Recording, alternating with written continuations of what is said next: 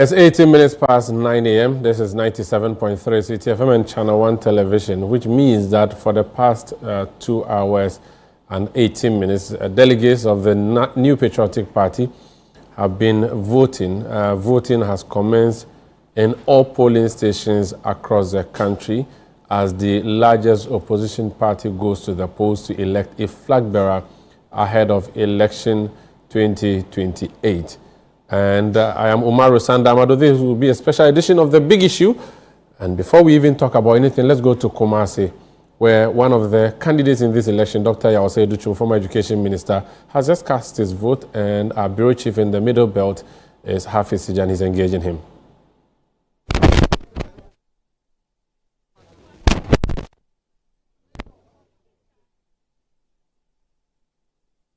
Hafiz, if you can hear me, I can see Dr. Yaosei Duchum in the background. Has he voted already? Is he about to vote? What's happening? And which polling station are you at?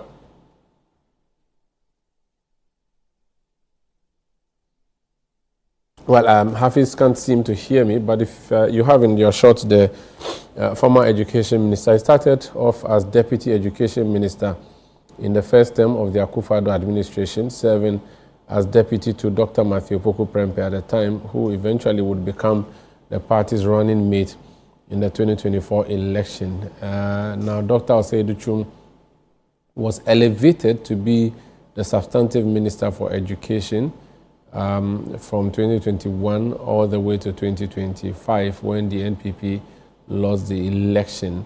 Now, there were many views that suggested he was going to be named running mate to Dr. Mahmoud Bawumia into the elections of 2024. And then his former boss, Dr. Matthew Opoku Prempeh, was rather chosen. And many say that it is out of anger and disagreement for that particular decision that he decided to run. But he has made a point that ever since he returned to this country, he believed that he had what it took to be president of the Republic, using the NPP as a vehicle. We are told that Nana Addo Dankwa Akufo-Addo, the president, invited him to come and help with education in this country. That's how come he came to run for the Bosomtwi constituency in the Ashanti region. In fact, he used to be in the education sector in the United States of America. And when you engage him, he would tell you how he has managed to build a very, very good school in the United States of America. And he has come home to further engage in what the NPP administration appeared to have been interested in the latter days, STEM. That's schooling or education based on science, technology, mathematics, innovation, and all of those issues. The STEM project essentially was one of his biggest agenda when he became Minister for Education. Of course, the free SHS itself being something that was started in 2017 when he was Deputy Minister to Dr. Matthew Opoku Prempeh.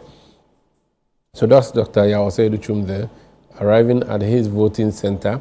I believe he would be going through the process. So there appear to be 2 polling centers at this particular polling station. Now, the first center he went to, I am believing, he was told he did not have his vote there, and that could be the reason he's moving to the other center now. Of course, these things happen at constituencies, at polling stations, where one polling station would host several voting centers. Now, there's a queue, but of course, he's a flag bearer aspirant, and it's possible that the people in the queue are going to vote for him or not. So maybe that privilege has been given him to jump the queue, and he's gone in there. I think he would go through the identification, authentication, and then he will be given his ballot. Hafiz Tijani, can you hear me? I've been trying to narrate to my viewers and listeners what's happening with Dr. Yaosei Duchum at the voting center here. So this is Bosomtwi constituency, but where exactly is he? And what more can you tell us about what's been happening so far? So this is the St. George's Catholic School in the Bosomtwi constituency, or in the Bosomtwi district. So Dr. Yaosei Duchum, we know he's one of the contenders in this primary, and he has just come in before just going to the electoral officers to go through the official processes. He exchanged pleasantries with some of the delegates who are in queue now. So you hear words like incoming president, hardworking young man, and all that. Some of the appellations, they are just trying to rain on him. So he is at the table where his name has been confirmed already. Then he's going to take his ballot. Then he will go straight to the booth to cast his ballot. So he came in here with his wife and other members of his delegation. So he is going through the process like any other delegate, except that he didn't have to join the queue because of his personality, and also because he is a member of parliament for this area. He's also a former education minister, and more importantly, he is part of the people who are contesting to lead the New Patriotic Party ahead of this election. So he's going into the booths, as you can see in the pictures, to try and then also cast his ballots like any other delegate would do. So this is home for him. So this is the Bosuntu constituency, and his face is on the ballot, and the delegates here are also seeing his face physically here. So maybe some floating voters who have to just look at his face and then vote for him, but we don't know yet. So he's done voting. You can see he's waving through the delegates, and we want to try and approach him to speak to him. He has just cast his ballot. Doug, okay, so the presiding member, he came with the Dr. Yawse Edichum. You're welcome to ChannelOne TV. Thank you, sir. You came with a doctor here. You came with Doc. So let's speak to Doc. How has the process been? Let's speak to Where you came? People are lined up, determined to vote, and long line, long queue. It's by smooth, peaceful, as expected. And today, history has been made at Bosomtwe. This is the first time a presidential aspirant, a flag bearer aspirant, has voted in this constituency. So it's a historic moment for us, and I'm excited that this day has come. I'm looking forward to good news in the afternoon. Oh, yeah, I just want to, you to know that I'm very appreciative of the work that has been done by the leaders of this constituency, rallying around me to campaign for me, to do whatever it takes to ensure that we end at the finish line with pride. So we are ending with pride. I'm happy that I'm here today. Tell people that when I was growing up, if somebody had told me that one day you run for the flag bearership of a major party, the New Patriotic Party, even if the person was a prophet, I would have said, no, not me. But today I'm here. Divine providence. Yeah, coming in, you saw the mood of the delegates, the kind of appellations they were showering on you. What came to mind? What came to mind is that even though Sir John has admonished us to fear delegates, I can connect with these delegates. They are my own, and I've served them well, and I hope they will also reciprocate by saying, we thank you for your service to our constituency, and as you aspire to move up, I want to support you. Have you heard of any situation in any constituency that you are not happy about? So far, is the process smooth for you in the pressing generally after going through? None of my reps anywhere in this country has reported to me that there's something untoward. So far, so good. And I hope it continues that way. Jokingly, who did you vote for? I voted for Dr. Yawse Edichum, son of the land. And Dr. Osei Yawse by the grace of God. By the grace of God. Everything is in the hands of God. I've done what human beings do. And yes, by providence, the grace. What is the next step? Unity is all to us. That is the conversation people are having all across the country. Are you willing to, or is your party ready behind anybody who's the factor, including yourself? I'll tell you this. I've always indicated, and I've always maintained that I'm the most unifying for the contestants. Why do I say that? On the campaign. On board about any of the aspects. So none of their followers will have a problem following the system.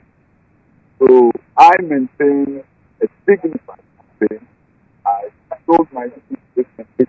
People are now talking about all the things I talked about when we are not talking about poverty, education, and poverty, eradication, when we are talking about livable wages that is unacceptable for Ghanaians to work and your pay cannot take care of me in terms of food, or transportation, electricity. Now in some places, people are paying more for electricity than rent. So I believe that the prosperity of this nation is at stake, and my vision is to ensure that we face a prosperous nation if Singapore has done it. I don't understand why we cannot have the capacity to do it. We've been independent close to 17 years, and we're talking about we want to be a developed nation that per capita income of $50,000, Ghana at 100, the document prepared by the National Development Planning Commission, and they are advocating that we need to reach per capita income of $50,000. And after close to 17 years, we are 3,000. I see the sense of urgency. I don't understand that why this generation of Ghanaians will never decrease to those who are coming a better nation than we came to find. My sense of urgency is that I've seen it all in America. I've built schools in America. I've worked with Americans. I know that the only thing that is between us and them, that when you go to America, we believe that everything is possible. Here, most people don't believe it because the politicians, mostly, thrive on selling the negative news, talking about people in a negative light. And I've always maintained that the NDC don't have to start for my party. They can be good, but I can always maintain that my party is better. I've run a campaign that's a good design. I believe that the voice of impulse, Ghanaians have seen a new kind of political campaign. They have seen a new kind of political leadership in those editions. We are going to build a nation that is just like others around the world. I don't understand why God's creator is the same. We are all human beings, but others are way ahead of us, and we are struggling, wallowing in poverty. That era is over. Thank you. Thank you. So that's Dr. Yao Edison. He has just come here to cast his ballot, and he's speaking about what he is expected to do if he wins today's election, to win the Democratic Party in the 2028 general election. He spoke about unity, and that's going around the constituency, across the county, and giving which the delegates he has not uttered a word to denigrate any of the contenders, and that has put him in that position to unite the party going forward. So he is so optimistic of today's win, and he said that the delegates here at the Bosinti constituency are so proud because one of their own is in the race. One of their own is aiming to become the first gentleman of the land to the Ghanaians, or to Ghanaians give him that opportunity, and if he should win this election today. And Chief, you heard him speaking there from the Bosomtri constituency, where Dr. Yao Duchum, one of the 5 flag bearer aspirants of the New Patriotic Party, has just finished casting his vote. And he is very confident that he would win, saying that this is the first time in the history of that constituency that a flag bearer aspirant is voting in a primary. Let's zoom out of the Ashanti region, come to the Greater Accra region. Fafa Melody Kpetufe is speaking to us, or is joining us from the Ablekuma North constituency. Fafa, you're welcome. Tell us what's happening there. Hello, Sanda. Good morning. So I'm currently at Odoko Salaria Basic 1 and Basic 2. So there are 2 polling centers here. There's Center A on my immediate left, and there's Center B. Now, 1,482 delegates are expected to vote here today. The polling center A has 690 people expected to vote, and the polling center B has 788 delegates expected to vote. Now, from the entrance to about 100 meters away from the voting center, you see that police have ramped up efforts to ensure that there is no agitation, there is no disruption of the voting process. Inside the perimeter of voting too, I can count on top of my head about 40 police personnel on ground, ensuring that people are using the appropriate procedures or processes to ensure that we vote. Now, as at 7:19, when voting began, there were 2 long queues here, and the numbers have doubled over time. So we are hoping that by midday, the numbers reduce, given that we have our 1,498 people who are expected to vote here today, Sanda. Very well. Any issues around people having challenges voting, or everything has been very smooth?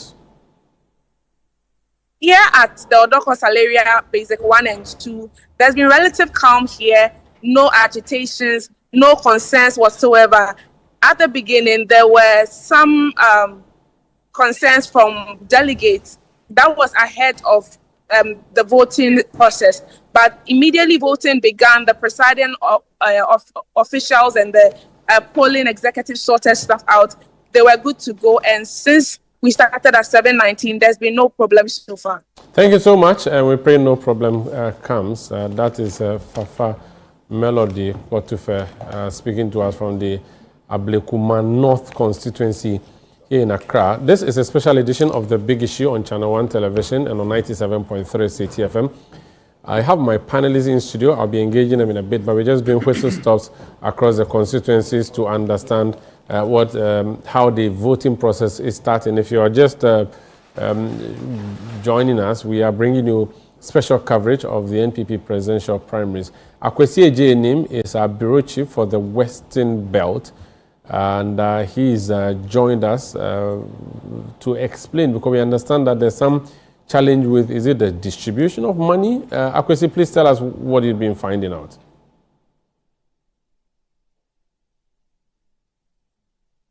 Akwesi, can you hear me? Akwesi Ejenim cannot hear me. He's joining us from Takrady.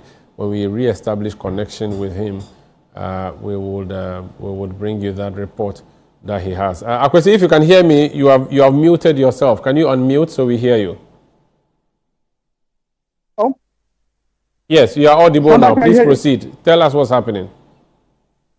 Well, Sandra, I'm currently at the Takrady constituency police station, which is at the Presby Church at the heart of Takrady, and here we are expecting not less than 665 people to vote. And since morning, the exercise has been voted. As we speak, we have more than 300 people actually coming through to vote. But just about 10 minutes ago, if you can look at this side, just behind the wall of this very polling center, we had some confusion happening over the distribution of monies alleged to have come from one of the candidates, Brian Achampong. And according to eyewitness that we spoke to them in the course of the confusion, we were told that the person sharing the money was not being fair. Some hadn't gotten the money.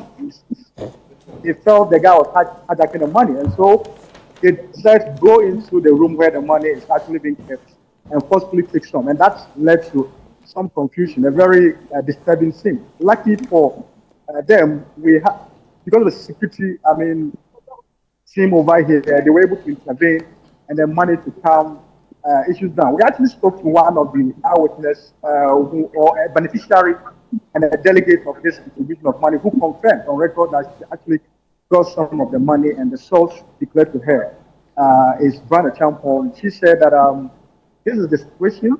Those who are not happy are the ones that we saw actually struggling with the person behind the distribution to also get their fair share of the money. So that is what actually just happened some 10 minutes ago, just behind the wall of the police.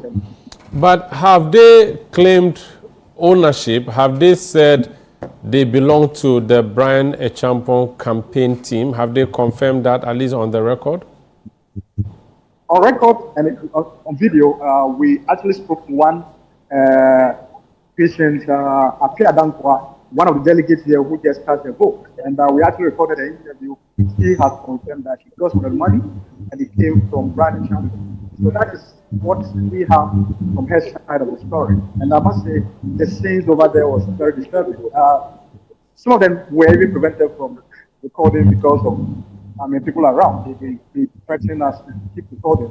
They deal with us. So we have to stop recording at a point. What are the numbers looking like? What are the numbers looking like where you are? The turnout.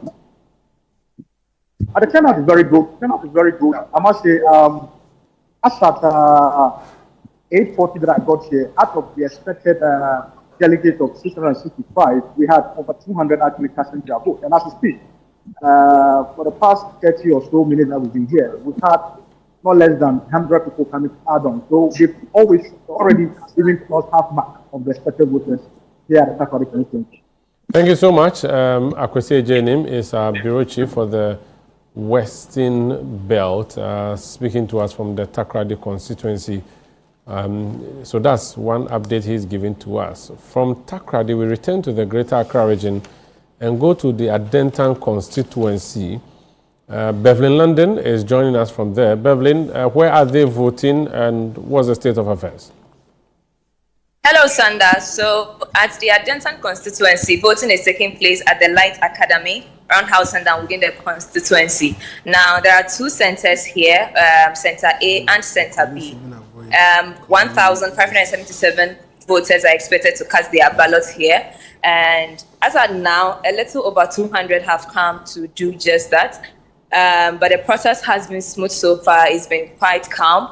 There are a lot of police officers. As the IGP said, he's going to deploy over 70 people to each polling center. And then within the premises, I can count over 50 police officers here. And then there are others also stationed outside the premises to guard the process. So it's been quite smooth. It's been quite calm. Everything is going on well. Just that the numbers at this time, just over 200 out of 1,500 who are expected to vote, have come to cast their ballot.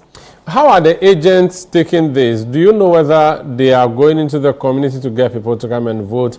Are they positive that the delegates will come out to vote? What's their reaction about the process so far? Well, for the agents, they are expectant. They know that the voters are going to show up to cast their ballots. And talking about the agents, for the two centers, we have all 5 agents represented.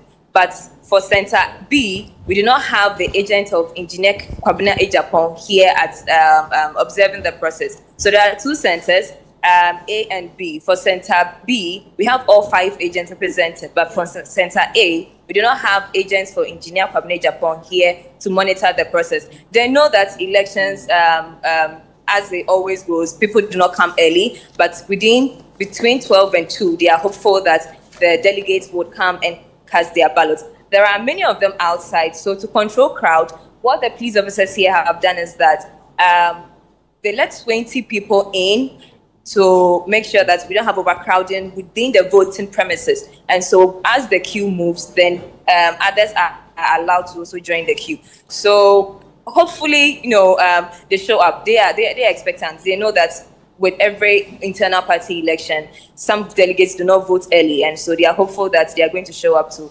cast their ballots. Bevelyn, that's a constituency of the former Second Lady Samira Baumia, spouse of one of the candidates. Do you know whether or not she would be coming to vote there, or she already has? No, she hasn't been here, and I do not have information as to whether she's going to show up here.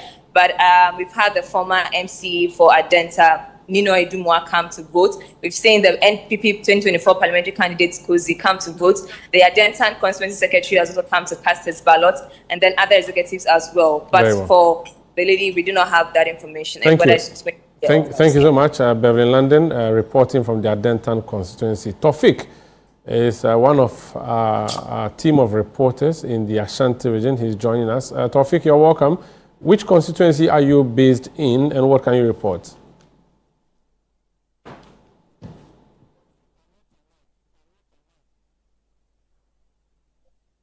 I'm currently at the Adante Ashwa constituency, but before I came here, I monitored the Pomena constituency, where the current second deputy speaker of parliament is expected to cast his vote around 12 noon. And then before I left to Adante Ashwa. But for the Adante Ashwa constituency, what I can report is that the process has been very smooth. So far, we are expecting about 523 delegates to come and cast their votes. But So far, 300 have been 300 have casted their vote right now. But I've spoken with some of the agents, and they are hopeful that the remaining delegates will come here to also cast their vote. But I've seen the constituency chairman. He came here to supervise the process, and then the secretary for this area also coming in to also supervise the process. But what we are hearing is that very soon the former member of parliament for this area, Honorable K.T. Hammond, will be coming around to also cast his votes. Very well, thank you so much, Tofik, reporting to us from Adansi Asqua constituency. Let's go to, or come back to Greater Accra and go to Wejak Bawe, the constituency of Deputy Chief Whip on the minority side. Samuel Akom is joining us from there. You're welcome to the special coverage on the big issue. Sami, what's happening in Wejak Bawe? Thank you, Sanda. So the big day is here, and currently we are at the Wejak Bawe constituency, specifically the Wejak Bawe cluster of schools on the Astro turf. The voting began at exactly 7:15 a.m. right here, and some key indicators that everyone will be looking out for at every election ground is whether or not security is tight. And so, yes, number of security persons, police officers are here ensuring law and order. Another key indicator is about queue management, and when we arrived, we observed that looking at the vast number of delegates that have to cast their ballot, this constituency is expecting 1,239 delegates to cast their ballot, and as a result of that, they have divided the canopies into two areas, right? So people who are yet to vote are being made to sit under the canopies and have been divided into voting center A and B. Now, if the camera can pan to his left-hand side, this is where the voting is taking place. You notice that over here too, there are two canopies here where those who are for voting center A are casting their ballot on the left side, and those for voting center B are also casting their ballot there. And so by and large, it has been quite peaceful, and some notable individuals who have passed through so far. Of course, it is expected that the sitting member of parliament for Wejak Bawe, Jerry Ahmed Shaib, will pass through, and so he is currently here engaging some party officers on grounds. He is yet to cast his ballot. He arrived earlier here, even before the former MP for the area also arrived here, and she Tinana Ayele Mensa. You do know that it was in a contest where Jerry Ahmed Shaib won that contest, and became the candidate for the NPP in this particular area. She is done. She cast a ballot a while ago, and we interviewed her, and she says all what she's looking out for is that after the contest, the party will be able to unite. It appears that this is a message that is going through all of the various centers we have visited. Earlier, we were at YMCA,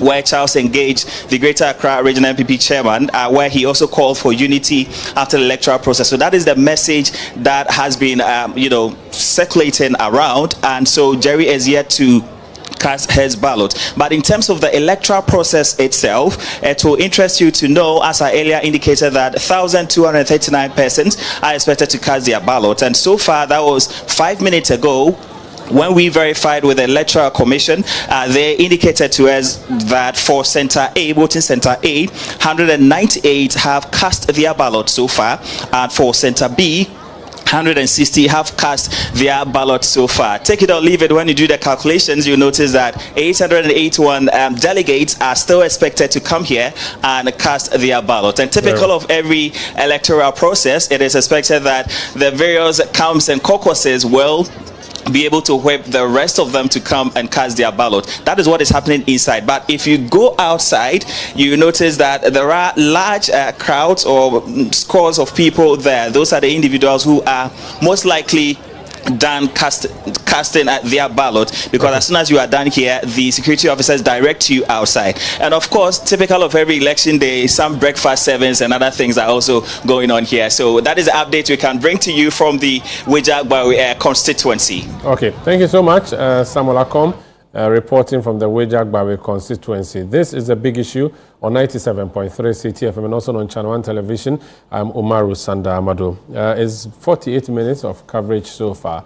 We have to revert to the studio. However, voting has been ongoing since 7 a.m. So 2 hours, 48 minutes, or you can say almost 3 hours since they started voting. Voting is expected to end at 2 p.m. The New Patriotic Party going to the polls to elect a flag bearer for the elections of 2024. Now, that's a bigger poll, but I have people who have been doing polls and I have them in studio. So we're going to test their polls against what will happen at 2 p.m. What we'll do is that we'll tie them in the studio and wait till after 2 p.m. and see whether their polls are to be trusted or not. My own Musa Dankwa is not here with us, but I have 2 pollsters in the studio who are researchers and academics and will be testing their polling. But let me introduce my panelists from the extreme end. It's a man who used to be my brother, and he has since winning power decided to abandon me. Hamza Suhini. Not Al-Hassan Suhini. You've always been my brother, and you continue to. Oh, no, you abandoned me.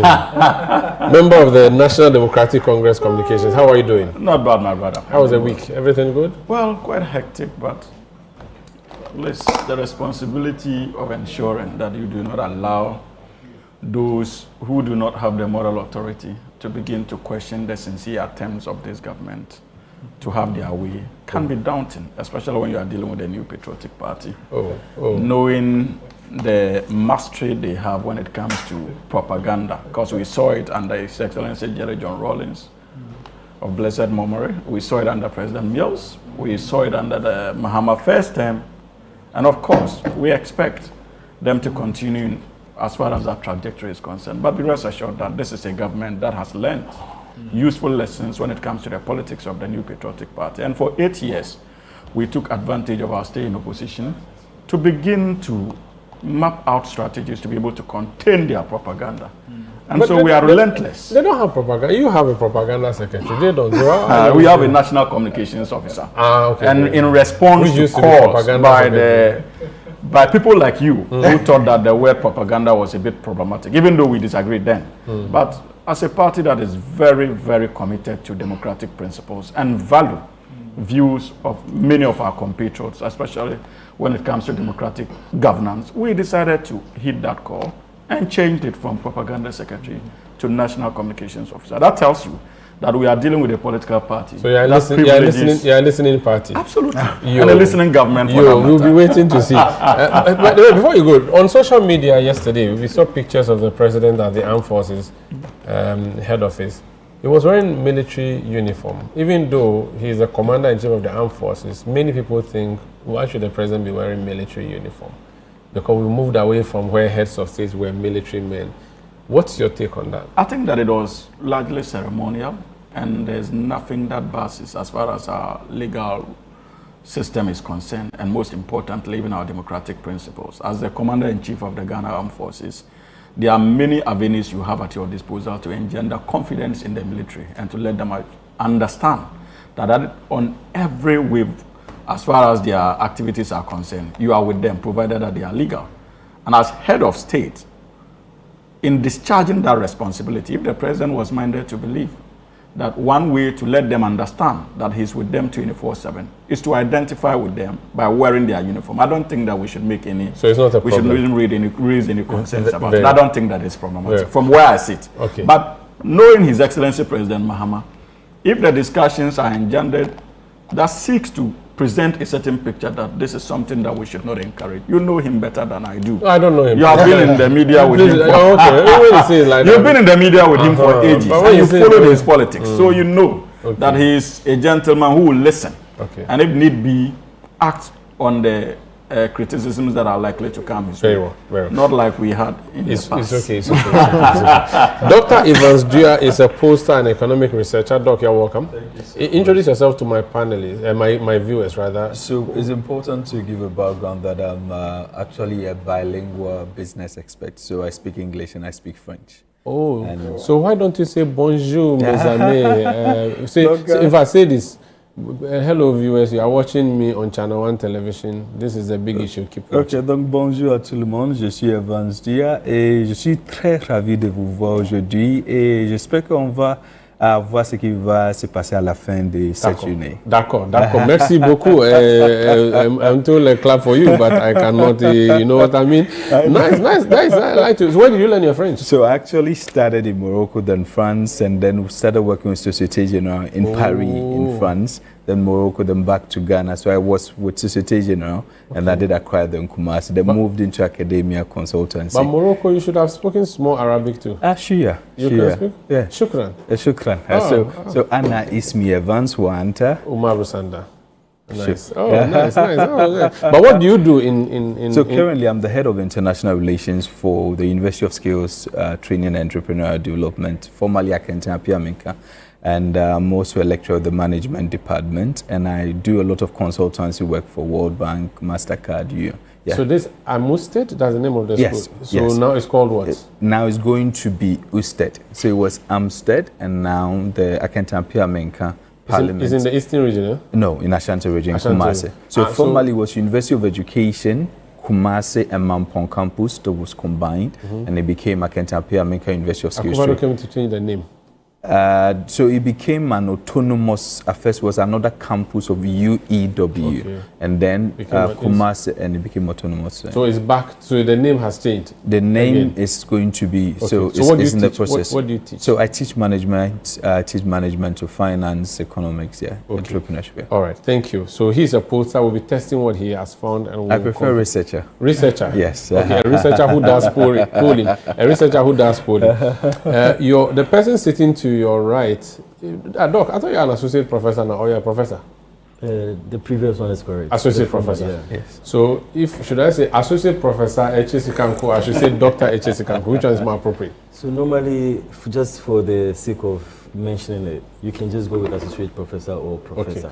Okay. So Professor Echesikanko is the first person I heard say the phrase Iowa caucuses in 2008 when Obama was running for election. He used to work with CTFM. He ran away into academia. So he's dean. Your title is Dean Unimac IJ. Yes. You are the dean of the school that Journalism and Media Studies at Unimac. Yes. The school that used to be called GIJ. Yes. Your alma mater. Yeah, my alma mater. And they came to change the name, but it's okay. We will not complain. Right. The new name is not nice. Unimac sounds. You don't like it. Sounds like Unilag. How are you, Doc? Prof? I'm very well. Everything good? Yes, yourself. For my viewers, my viewers know you. It is this man who doesn't know you. So he's giving us his credentials. What's your credential? Yeah, so as you rightly said, I currently work as an associate professor of journalism, media studies, and political communication at the University of Media, Arts and Communication, Unimac. Okay. The leading communications and media studies institution in the country. Built by Kwame Nkrumah. No, this one I agree. So this one, I attended, so I'm happy. This one, promoting communication excellence. Yes, okay, that's fine. Welcome, Eche. Welcome. Yeah, thank you. Eche means twin. Yes. Do you have a twin brother or sister? I do. I do have a twin brother. He's called Achu. Achu. Yeah, we're fraternal though. So every Eche is Achu. Okay, that's fine. The next person I'm going to introduce in the studio, he was in the New Patriotic Party until 2023. They went into the polls. They were defeated badly, and they decided to run away and go and form Movement for Change. Now they've changed their name to the antecedent of the NPP by calling themselves the United Party. Dr. Nana Yao Educhum, Director of Policy, United Party. You're welcome.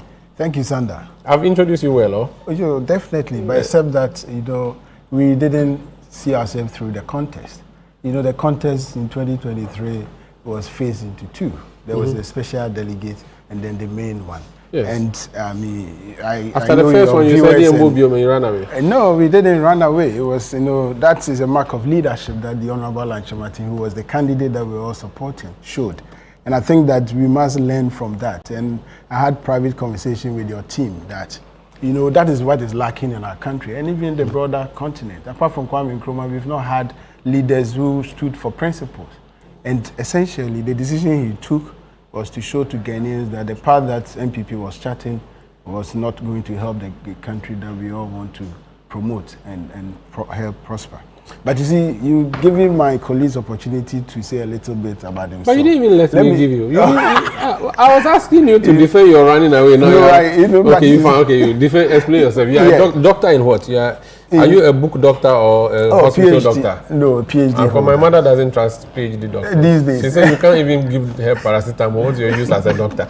Yeah, so you are PhD in what? I have PhD in marketing. From University of Hull in the UK. Okay. Yeah. Okay. But essentially, currently, I'm focused on helping the Center for Strategic African Development, in addition to my role as the Director of Policy for United Party.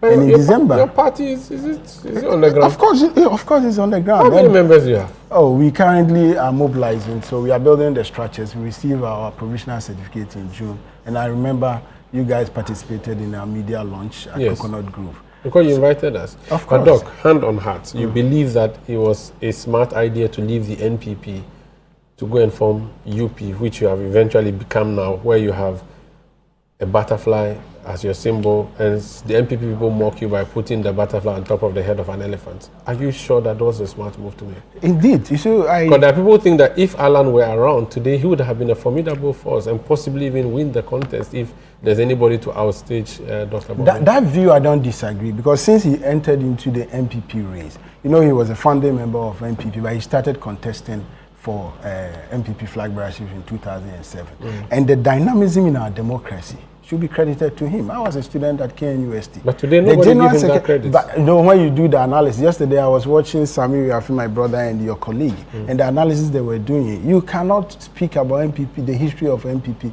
without Alan Chemati. But what's the use of history if he cannot benefit from it now? You see, he doesn't seek personal benefit. No, he sought personal benefit by wanting to be president. By being president is to serve your country. Oh, yeah. And you know this man, he has worked in the United Nations, he has worked in the EU. If he wants to enrich himself, I don't think politics was the path for him. Because he was doing well at the international level. Is he ever considering going back to the NPP? No, it's not a discussion that we had. And all of you followers too, you don't plan to go back? But Umar, Sander, you see, the UP party is a nationalist party. We believe that the way forward for our transformation should be anchored on the enterprise economy, and that is our philosophy. Are you not? And we say, give me opportunity to answer, because this propaganda has been going on. Was it a smart decision? Yes, indeed. Unless you are interpreting that decision or analyzing it from a very selfish point, because our leaders should be evaluated based on principles, values. And if I'm going to a pool to vote for somebody, it is not going for a pool to vote for somebody because you're going to pay him salary more than anybody in the country or give him perks. That is not why we vote. We vote for leaders who have the capacity, the technical know-how to transform our lives. But the name you took, it's like you have shed off your skin, but you're still the same snake. We see you have moved from MPP, but you're still UP, which is like even the grandfather of MPP. So you're Koya and no, but see, UP came about as an amalgamation of about 5 political parties. Yes. Northern People's Party, Togolese, and others. That's the historic MPP, UP, the proper UP. Yes, that's the proper not the UP. fake UP. Ours is credit UP. to Professor. My General Secretary, Honorable Yabobian Samuel, let me say good morning to him. Oh, why my National Chairman, the Honorable Boniface Abubakar Sadiq. Acting or they are interim. Of course, the EC expect that you set up an interim structure. Okay. So YB is your General Secretary. YB is the General Secretary, and he always say UP plus. So yes, we trace our antecedent to the old UP because we believe in the core values and principles of that party, which NPP has departed. Hamza is laughing at you. Hamza, they are from revolutionary PNDC. So for them, we don't run down there Congress. They are proud of that. So we should be. Okay, but you see, I wanted to add that in December, the center that I also work for as head of programs and projects, the Center for Strategic African Development, also had African Summit, which you covered. And I work with your team on that. So, I mean, my colleagues have also expired their credentials in that, and I need to also say that we must promote the integration of Africa, because that is the only way to transform the whole African economy and make sure our people prosper. Thank you so much. That's Dr. You're Dr. Educhum. People would think that you're Dr. Yawase Educhum because you're Nana Educhum. He's a member of the UP, the Alan Chamantin formed political grouping. Franklin Kujo is president of Imani Africa. He's joining us as well. Franklin, good morning. How has the week been? Good morning. Can you hear me? Yes, loud and clear. Oh, beautiful. You're very well dressed. I like your outfit today. Thank you. Thank good you. morning to my friends in the studio. Well, we are grateful for today, and I think that the NPP itself has been looking forward to this day. Except that the reasons why they are going to select a candidate to contest the next election is also part of democracy in a way. But I'm just saying that eventually, even if they contest the next election, it will be a higher barrier to cross because of the very fresh memory of the last, should I call it, 8 years. So, I mean, in some regard, while they look upon this with some sort of nostalgia, that after 8 years, we are now coming to have our first primary, more or less, that is supposed to select a different candidate. We, on the other hand, are much interested in asking questions, as in who amongst these 5 can take us to Nirvana? I mean, if Nirvana is supposed to be the destination for good outcomes in our lives, right? The lower prices as we're experiencing now, currency being managed okay, yes, and generally some sort of peace of mind, no insults, no arrogance, those little things that we expected under the last 8 years we never got. So I think it's a momentous occasion, but I'm praying that the best candidate is selected, and the candidate who is actually the sincerest of all of them is also selected. I mean, these are the only few words I have. But frankly, are you not sounding too hopeful of the government and believing and trusting completely? We have seen this same party when it was in government in the past mess up so much so that Ghanaians rejected it by 1 million votes. How assured are you that this trust that you have would be long-lasting, at least the first 4 years? Because mind you, Akufo-Addo and the NPP were elected in 2017 with that huge margin and expectation, but by 2020, the goodwill that he came with was almost diminished to the extent that his party was begging to have just an extra seat to form a majority in parliament, and he himself lost by some 500,000 votes. Should you trust what you are seeing now? That's a good question. That's a good question. I'm not just trusting the process. I'm actually just living the process. Right? I mean, I'm seeing it, and I think it behoves on the current administration. You are right to be sounding this cautious, if you like, alarm.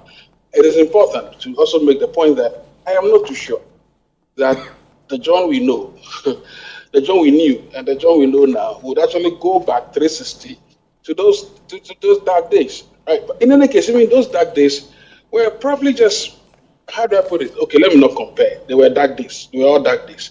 But I'm just trying to say that, I mean, which one is darker? Frankly, which one is darker? 2012. The last 8 years was darker. Yes. The last 4 years were darkest.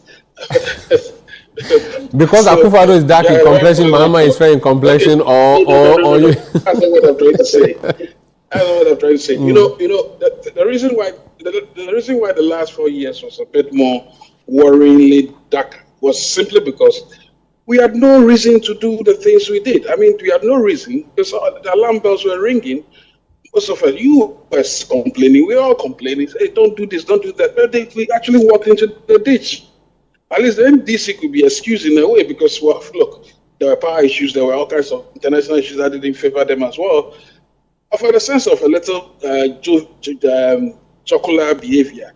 But if you compare that to the last 4 years, especially, it's like day and night. But anyway, Let's move forward. What I'm trying to say is that it's not about trusting this. Let me learn. It's not about trusting the current process too much. It's about believing the fact, you're actually living the fact that, look, we all know where we are from. They are carrying us along. They are telling us what is happening. No, have you had any procurement scandal? No, zero. Because you've not heard anything, right? You've not seen anything. The last 4 years, it was like, come again, take one, get one free. It was all over the place. There was complete anarchy. I said there was no absentee landlord. There was no leader. You know, so now I have to function as centralized.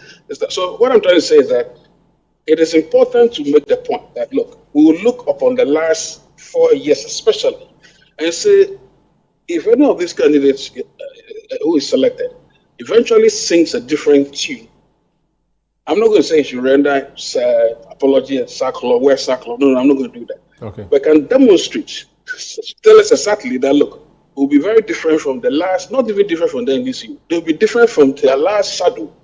Then maybe they can begin to earn the trust of the Ghanaians. But as we speak right now, it's a tall order. It's a tall, but I wish them well, you know. Wish them well. Thank you so much. That's Franklin Kudus, President of Reorganizing Africa. He's here with us as a panelist. Let me start in studio now.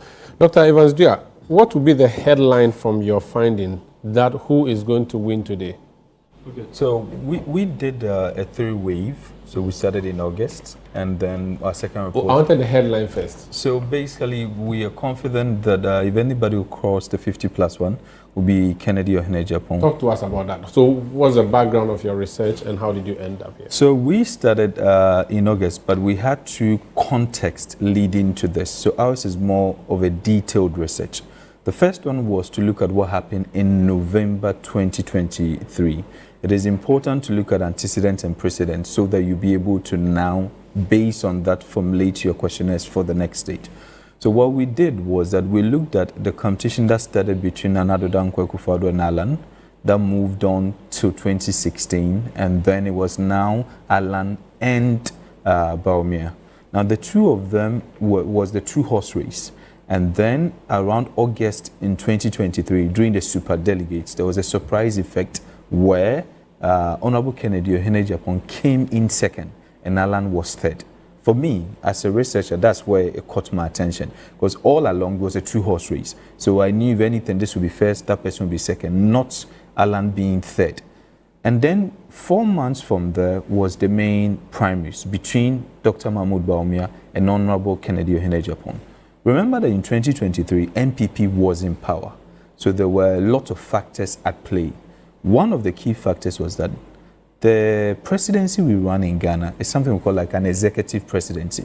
He has that power to make appointments, about 4,000 all the way to about 7,000. If he's making those appointments and the president openly endorses his running mate and then his vice president, what it means is that majority of these appointees, knowing that he has the power to even take them off, retain them or anything, would also naturally stand, and the party system would also kowtow to that line. So we realized that there was even a notion of an establishment candidate. So most of the polls, including one of one of the most formidable pollsters, Ben Epson, predicted more than 75% for Dr. Mahmoud Bawumia, some 85, some 90. Some gave Kennedy 12, 17. The closest I saw that time was about 30. But at the end of the day, it was a 71,000 against a 116,000. Presumably 37%, close to 38, and that of 61%. What it means is that if you pick any 10 people that voted in 2023, 4 of them voted for Kennedy and 6 voted for Bawumia. Now, looking at this, it means that they have a grip. Then we move on to the second context, which is the 2024 general elections loss. You had His Excellency Dr. Mahmoud Bawumia going against His Excellency John Dramani Mahama. When the two of them went together, the outcome of that result was not what happened in 2008, about 23,000 votes difference. 50,000. 50,000 after the runoff. Yes, okay, yes, that's true. It wasn't that one. And then it moves on to 2016. It's not that loss of about 1 million, then the 500,000 2020. But in 2024, it's 1.6, close to 1.7 million. But as an accountant, so I'm a chartered accountant and financial economist, if you look at the credit, which was 500,000 in 2020, moving into a deficit 1.7, you're having a net flip of about 2.2 million. So we run an entire conceptual framework that studies the trajectory of these delegates they go through with a 3-wave survey. So what did we do? The first one that we did was that the delegates now started asking themselves questions. We call that electability questions. So it is a post-election 2024 laws reassessment. So they begin to ask themselves, did we choose the right candidate for the 2024 elections? If the answer is yes, then the flag bearer is safe. Then they ask the next question. Can this flag bearer win us power in 2028? If the answer is yes, then they maintain that flag bearer. Once the answer is not, then that delegate will now be looking at who would be the next alternative. At that time, there were 2 of them, Dr. Mahmoud Bawumia, Honorable Kennedy Ohenejapon. But along the line, 3 of them, in fact 2 joined and 1 resurfaced. So Dr. Yause Duchum, Dr. Brian Champon joined, and Engineer Kwabene Japon, who has been joining previously, also now announced. Now they move to the next stage, which is where they filter the preferences that they have among these 5 candidates, but they are yet to meet them. So in the 3rd stage, we call it engagement translation. So now they meet them face to face. They listen to their message. What is the message? Remember, these are delegate elections. They are political actors. They are in fact shareholders or stakeholders in the new patriotic party. It is better to handle them as politicians. Why? They are the people that represent the new patriotic party at the polling station level, at the constituency level, at the regional level, at the national level, at TESCON, and then in the diaspora. So these are people who have an interest in what they are doing. Now, in knowing this, they listen to the message of the candidate. The message they are listening to is the message concerning their interest. What is the interest? And because they are political actors, they have what we call political memory. So when you tell them a promise or you tell them something, they will just refer to what you've done in the past and what you are doing currently and what they think you will do in the future. The next one they look at is that they look at the personality of that candidate. Is this someone that would have to take to war in 2028? And can this person wrestle power for us? Can he win power for us? You're having an NDC party that have been formidable so far, and for me it's important to you, when things are good, you say that it's good. They've been formidable for the first year. And this is a legacy year for His Excellency John Dramani Mahama. So there is a lot of errors he would want to correct, and he wants to actually make it a legacy term. So you're having an NDC that is trying to correct errors they've made. So the delegates then ask ourselves, what do we have to do to win power in 2028? Who amongst them? So they look at the personality of that candidate, and then they look at 2028. Then the last one, which people don't pay attention to it, but is the people who surround that candidate. In fact, one of the candidates, specifically Dr. Mahmoud Bawumia, said, which translates, do not vote against me because of the character or words of somebody around me. What it means that these candidates are aware of the impact of the people that surround them and represent them.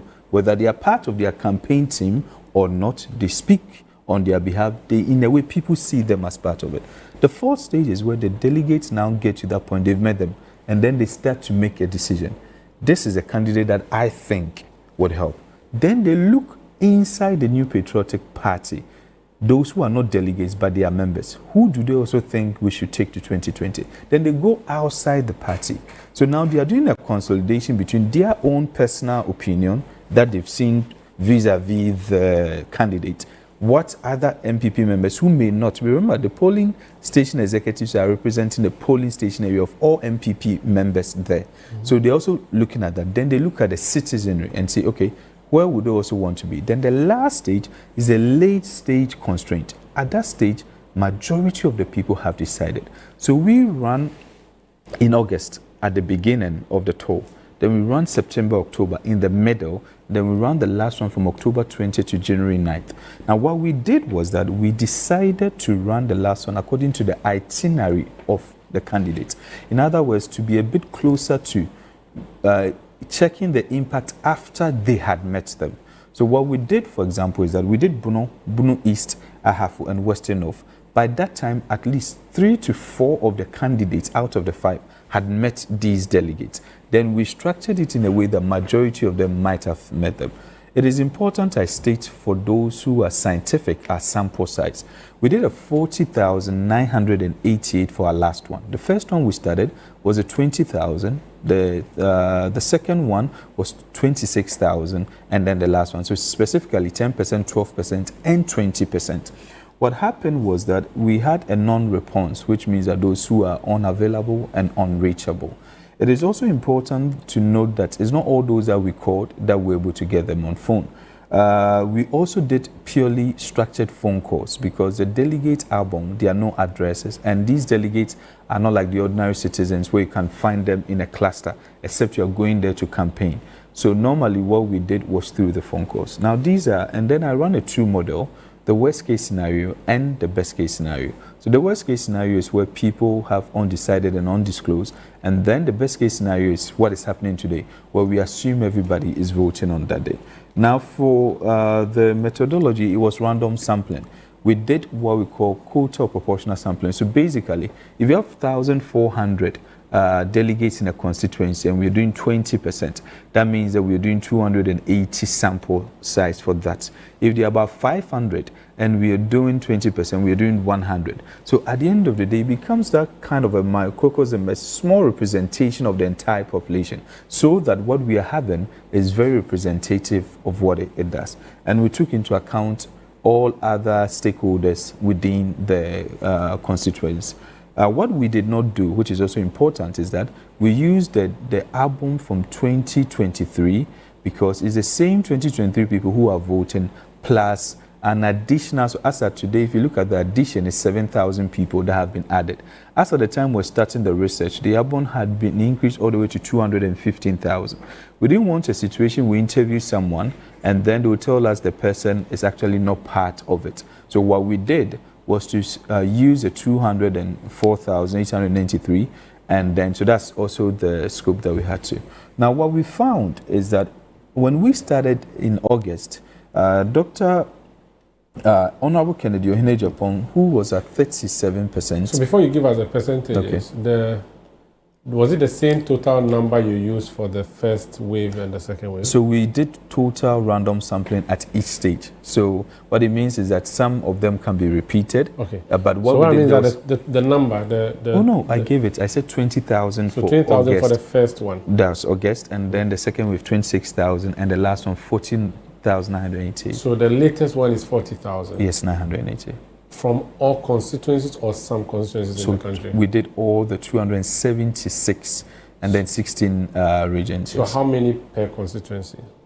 Oh no, that's based on the population of the constituency that yes, which I've already explained. Okay. So based on that, we actually, so it's just an index. Okay. So based on the delegates, you use 0.2, you multiply. Do you also say, for instance, that, oh, this is a stronghold of the NPP, so let's take more people than, for instance, Ketu South, or every constituency is a constituency? It's 0.2 that we use for the 20% across all constituencies. Okay. And what we did with the system, the prompts that we gave was that we also discovered that about, let's say, 5.5% of the composition of the constituency is the MP, the constituency executives, the electoral area coordinators, the council of elders, and the council of patrons. In simple terms, for those who are listening, out of each 10, 1 of them belonged to the top, and the 9 of them were at the polling station. They were the polling station executives. So you specifically find people who are in these positions to interview? No, when we are random sampling, there is no human intervention. Okay. We don't want a situation where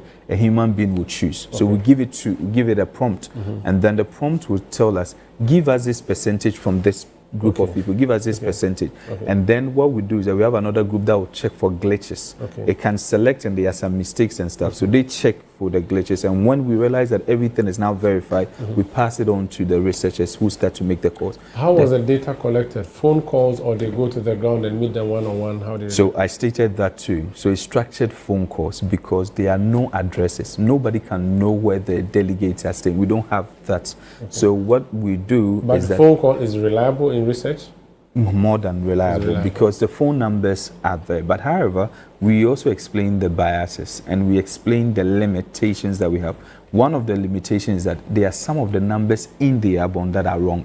Okay. So you call the number and you are not getting the person. Okay. There are also some of the numbers that we call them, but at the time we're calling, so maybe I'm interviewing now and somebody calls me for a survey, I will not be able. So we had unreachable and unavailable. Now go ahead with the percentage. Okay. So with the percentages, if you look at Honorable Kennedy Ohinejapon, he started at 37% in 2023. By the time we started in August, in the worst case scenario, he was doing 41.73. Then he rose to 44.11 and then to 47.07. That's where he ended in the worst case scenario. In the best case scenario, he moves from 51.49 to 52.59%.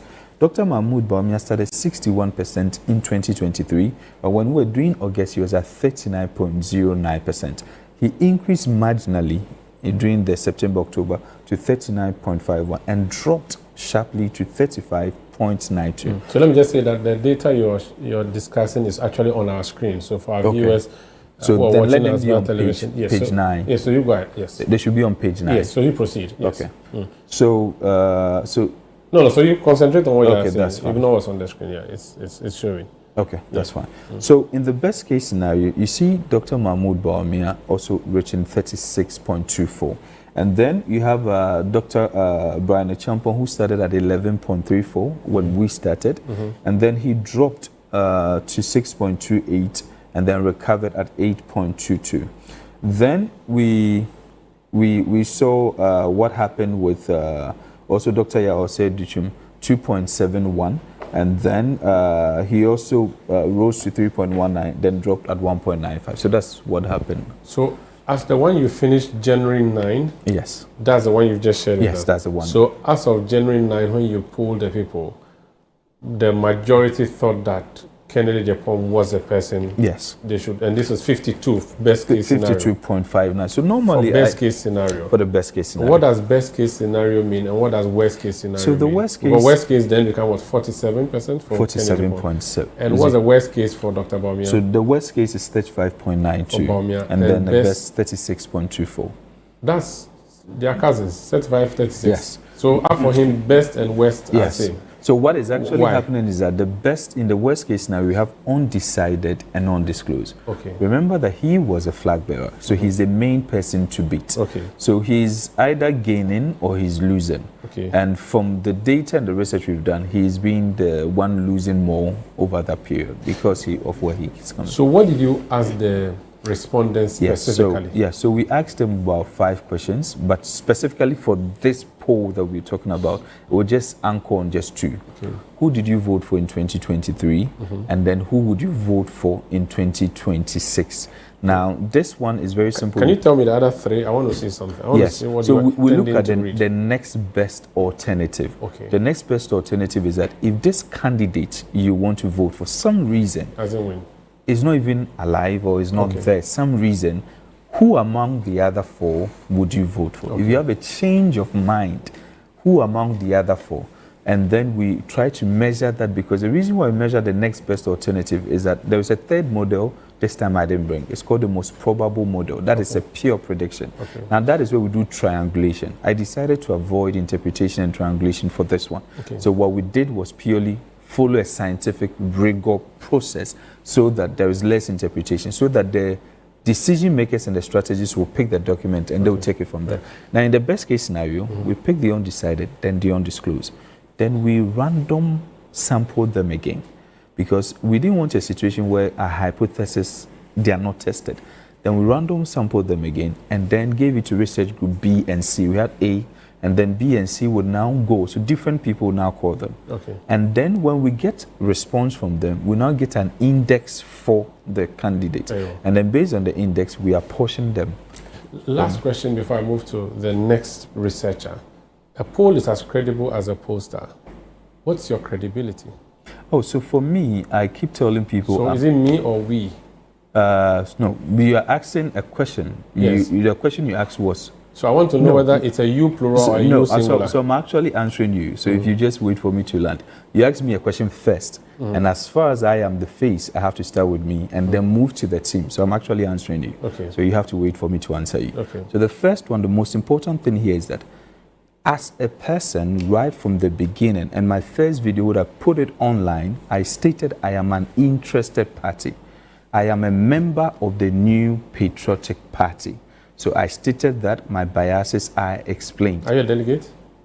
I could have been a delegate, but decided not to be. So I'm a TESCON patron who could have been added, but I made another colleague so that I have the time. No problem. Yes, so I'm not a delegate for today. So the team that we work, we have about 8 professors and then 4 senior lecturers and other research fellows. We have some MPhil students, PhD candidates that are part. The volunteers we work with in all from the period, because we had to replace some at some total about 150 people. So it's a teamwork, but I represent it. And for now, so initially, I would have done the first pose and wouldn't have continued. Initially, was just to see what changed from that time. But then we realized that we will not do a good service to the people if we ended there, since most of them were yet to meet. Yes. Now, you have given your bias as a member of the NPP. Would you also go ahead and give your bias or disclose your bias as a member of the Kennedy campaign team? Or a member of the Kennedy campaign? Why do you say that? Well, I've been told that you are publicly affiliated to Kennedy Japan. Is that true? So let me ask you this question. Have you realized that, so I put a forward in the work, which is what we call ain't. You know that if you ask me, I may not answer you because I'm not the one to answer questions. So can we work it out quickly? Oh, no. So specifically, are you affiliated to Kennedy Japan? I'm actually answering you. Okay, and so if you don't allow me, you would also not get the answer. No problem. You have to allow me to answer. Okay.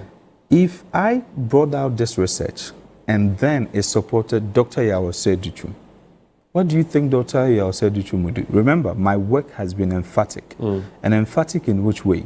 My work is meant for strategy and intelligence. Do you know the first people who reached out to me to scrutinize my work was a certain camp, and I met them. Another camp asked, I met them. Now, if you ask me if I'm a member or I'm not a member of, let's say, Engineer Kwabene J. Japan, just an example.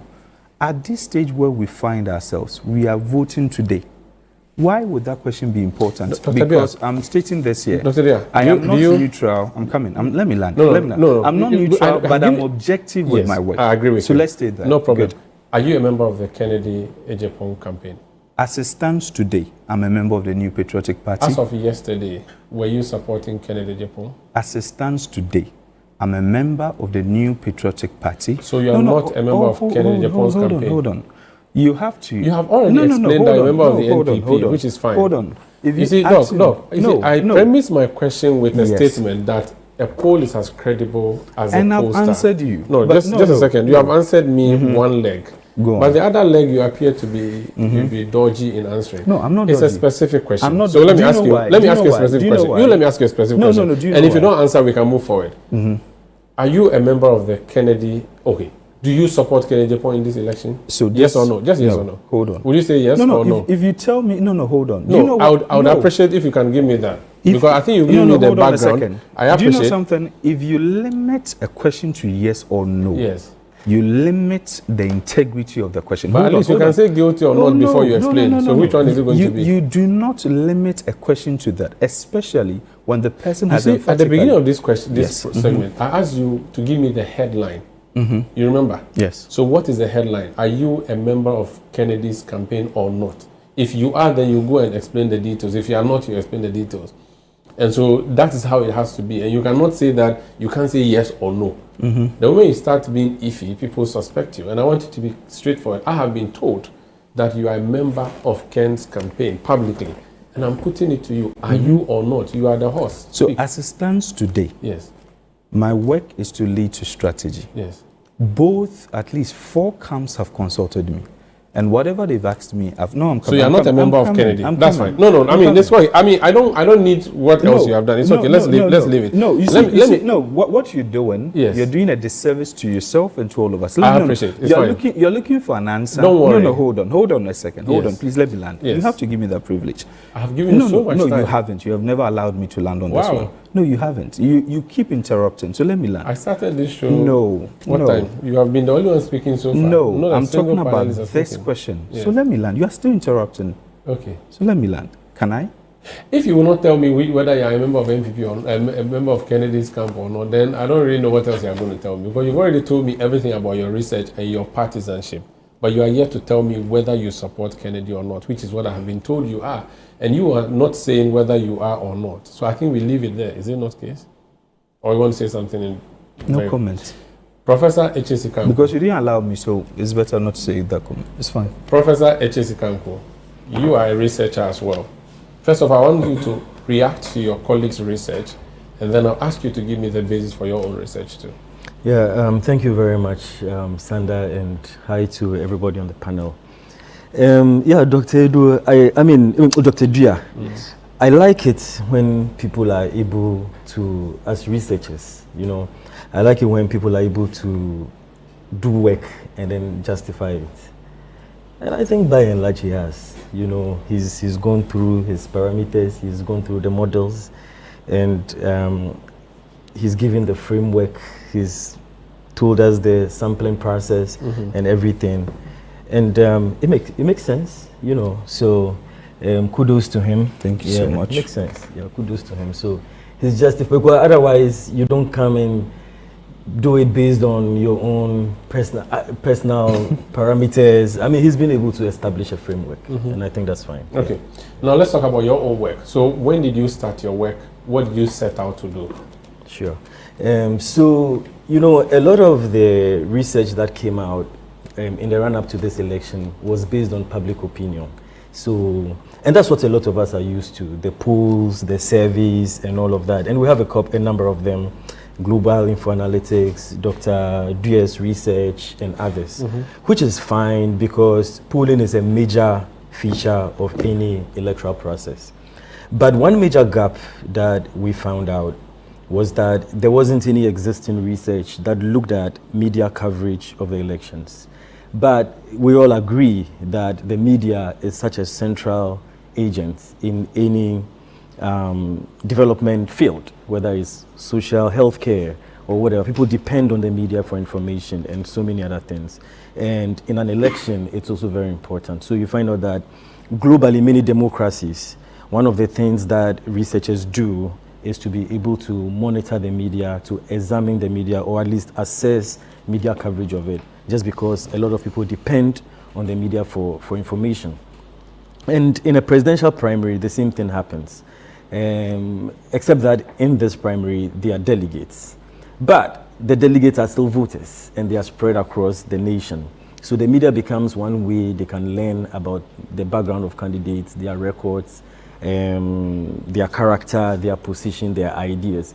There are other ways they can learn by it, but of course the media is one. And the public, it's also important for the public too, because whoever is elected eventually is going to put himself up for president. So the political education process, the civic education process starts from now. And ChannelOne, City, all the media participate in this particular process. So the gap then was that there was no existing research that was examining how the media covered the candidates. And so we decided to come in to do that, to examine it. Okay, so when you say we, are you with a group or you did this alone? So this is the Center for Public Discourse Analysis. But then I often... Are you politically affiliated? No, we're not. Yes. But and then you as a person? No, I'm not. You're not, yes. Okay. So you didn't do this for Unimac, you did this as a for the CPD, for CPD. Yes. Okay. But then of course I try to give the students the opportunity to participate. So he has given me his duration, started from August, right? Dr. Duya, started from August? Yeah, from August. Yeah. When did you start yours? Did you do various waves or just did one block? Yeah, we did one block, but then we looked at the media analysis from August as well, all the way till January. But it was just, I mean, we just went in, we took the websites, we did a keyword search, and then all the stories came up. And then okay, so you didn't go to interview people, did you? No, we didn't. It was a content analysis of media reportage. Okay, qualitative. Is that what you call qualitative? Yeah, well, it was content analysis can be qualitative or quantitative. So content analysis of what? You used newspapers or what did you use? Yes, so we used online websites. We used about 7 of them.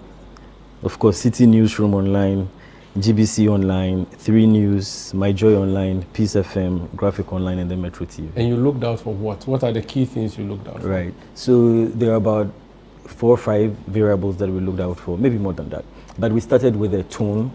The tone of the candidate? No, the tone of the media coverage. Okay. The tone of the media coverage. We also looked at the subject matter. what are the things they were covering? Is it political? Was it health? Was it social? We also looked at the functions. That's what we call the functions of political communication. So from the candidate side, what were the functions of political communication? And we also looked at the story frames. And finally, we looked at the personal attributes. So when we talk about the functions of political communication, basically what we are looking out for over there is that, well, let me talk about the type of frames. The type of frames would be, so there were 4 indicators under it, 1, 2, 3, 4, 5 indicators. The polling frame or the horse race frame, the political strategy frame, the financial frame, the personality frame, and the issue frame. And that is because there's a concern among people who observe the media that a lot of times there is an overwhelming coverage on polling, which is the horse race coverage. And when that happens, it is to the detriment of issue-based reportage.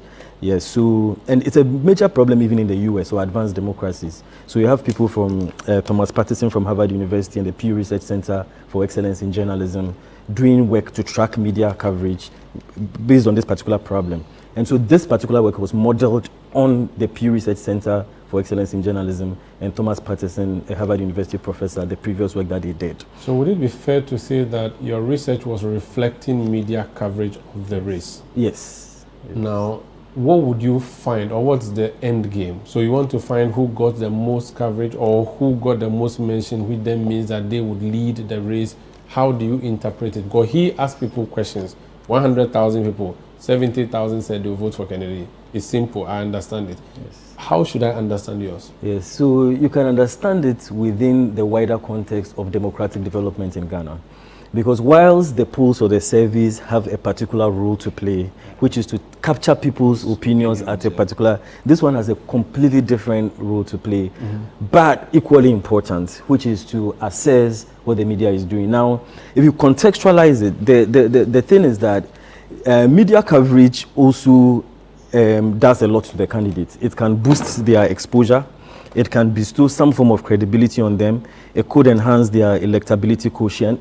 It can also contribute to a candidate's overall standing within the wider public. And so because of that, then it influences delegates or voter perceptions about their evaluation of the candidates, their values, their ideals, their positions, as is reflected in the media, because they also want to look for a candidate who is going to do well later on in the wider election. So based on public perception or the public image or framing of the candidate, it fits into the choices they make. And an important agent in the crafting of this public image or this public perception then is the media. So what if someone owns a media conglomerate and they always get a mention, or they buy the media and they always get a mention? You may unjustifiably put them up there as the ones, or the one who is getting the most clicks and the most views. Right. And this may be artificial, don't you think? Yeah, it's a good question. And that is why when you are selecting the media that you'll be analyzing, you have to make sure that there's what they call in the research literature newspapers of record or media of record. That is media that people generally agree that, well, you may have your own thoughts about the affiliation, but the output that they have generally professional. Yeah, it's so you didn't choose partisan media? No, we did not. You deliberately didn't choose partisan media. Okay. Yes. Now, what are the takeaways from your research finding? Right. So the takeaway from our research, in terms of the first one, the tone of coverage, is that the tone was largely neutral. When you look at Dr. Baumia, for instance, specifically, out of 236 items examined, his tone was about 93.28% neutral. The same for Kennedy. Even for Kennedy, I think it's a bit higher at around the same thing, 92.59. So the takeaway is that our Ghanaian media is getting largely professional. There's a certain level of stability in terms of media coverage from the volatility 92 that we came up. And also, what it also means is that the candidates were fairly treated. Now, the other takeaway from there, though both of them had largely positive coverage, the person who registered the highest negative coverage, or there was a certain amount of negative mention over there, actually happened to be Dr. Baumia. That was at 2.31%. And then when negative coverage means he said something negative and it was captured, or someone said something negative about him which was captured? That somebody said something negative about him and it was captured. So he was a victim of attacks? Yes. So he was the victim? Yes. Okay. Yeah. Right. Did you measure key characters of the persons, like their competence, their attitude. Did you measure that too? Yes, we did measure key characters of them because delegates or voters also look at personal attributes and character of the candidates in order to vote. And it can be from personal encounters, it can be from media constructions of the candidate and all others. So, and personal character attributes are important because a lot of past researchers have said that most voters or most delegates view the presidency as a huge pressure valve. It's a very, pressure intense place. And so the character of the person who occupies the seat is very, very important. The character attributes that we measured were also based on the Pew Research Center's indicators that they used. So there's humility, there's empathy or compassion, intelligence, honesty or trustworthy, unifier, hardworking, civil or decent, and then competence. Competence is exciting. I like humility as well. Now, did you find the most humble of the candidates and the most competent of the candidates, or is that how you found it? Yes. So who was the most humble? Yes, based on the media reflection. Yes. So when it comes to humility,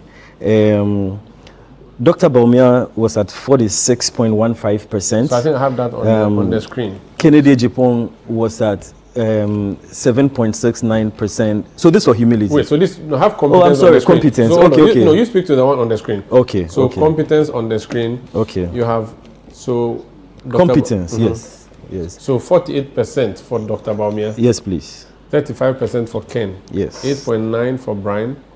5.4 for Edichum and 1.8 for Kwabna. Yes. Ejapon. This means that if it comes to competence, the publications give 48%. Yes. Most of the coverage. When the personal character attribute coverage of the candidates seems to reflect this percentage in terms of the competence. Okay. And in terms of humility, which you were going to talk to us about. Yes. What did you find? Yes, so for humility, again, the media constructions, for Baumia was at 46.15%, Kennedy Ejipong 7.69%, Brian Echampong 23.08%, and surprisingly, Dr. Edichum also 23.08%. So I cannot ask you from this who is going to win today's elections. No, sir. You don't have that. No, sir. Okay. Dr. Dia, is there a comment you want to make in relation to the research you have Yes, done? I think it's a very, very good output for all of us because it gives us a tracking of what is happening in the media space and what is being put out there. So I think that we need all these kind of research so that we can help with the informed decision. There's one part that I always say, sans donner, vous n'êtes qu'une personne avec une opinion. Without data, you are another person with just an opinion. Data is what helps us to make certain decisions. So for me, it is important that we look at it from this angle. That's how come the last page of all my research, I say that data is telling us who is ahead, but it is strategy that will determine who stays ahead. So back to your question you asked me, when I came out, I told anybody that whatever you need from me, reach out to me. So a camp that was not happy with my output started going and saying a lot of things. I'll give an example. In July, I didn't know and have any relationship with Honorable Kennedy Ejipong. In December, the main elections, when I met him face to face at the Joseph for campaign, we didn't have any relationship. The next time I met him was in July. I was at a faculty program at Harvard. I had just returned from Harvard, and I was speaking as a keynote speaker with him, organized by the SRC, and that's when he heard me speak. And then that was when I got to, and then he asked, but this person, where has he been all this while? So I had an invitation from two camps specifically, two senior members from Dr. Mahmoud Baumia's camp, and they know, the people know. And then Ken himself plus two other people to join them. That is actually what led to me to make the first research. That's the reason why I did the research, to use data to make a decision. When I was done with the first research, the natural thing I would have done was to choose a camp and officially join them. But the demand from other camps was like, your work helps us a lot, so can you go on ahead? And I said, why not? So even as at December, 3 camps called me and said, Doc, how far with your work? I said, please, I'm sorry. Quality work takes time, so let me do that. I'll give an example of the gentleman who contested for, I think, Tamale or so, who was doing research for NPP and later contested on the seat of NDC. Professor Yes, I think, yes. I'm not too sure about his name, so you are the... Then... If you say contested for Tamale, yes, actually, I'm not sure, so I don't want to... Okay, Professor Ali to say it. Yes, please. So what happens is that, for me, my services have been demanded by some of these people. Okay. I've been in touch with them, I communicate with them. That's why I state that I am not a neutral person, but I'm an objective researcher. Okay. And what I can tell you is that all the camps, at least members of all the camps, have reached out to me. Some listen to the audios that we recorded, my work and everything. So, if your party were to allow proxy and I said you should give me your vote to go and vote for you, who would you ask me to vote for? So that's a good question.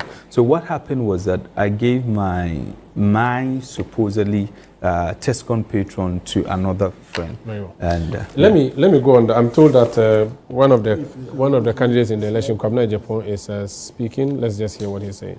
Oh, the man who so far not there yet, maintain Basabasabia, Bibia, Santi, Bia, about to the median and one was a Basabas.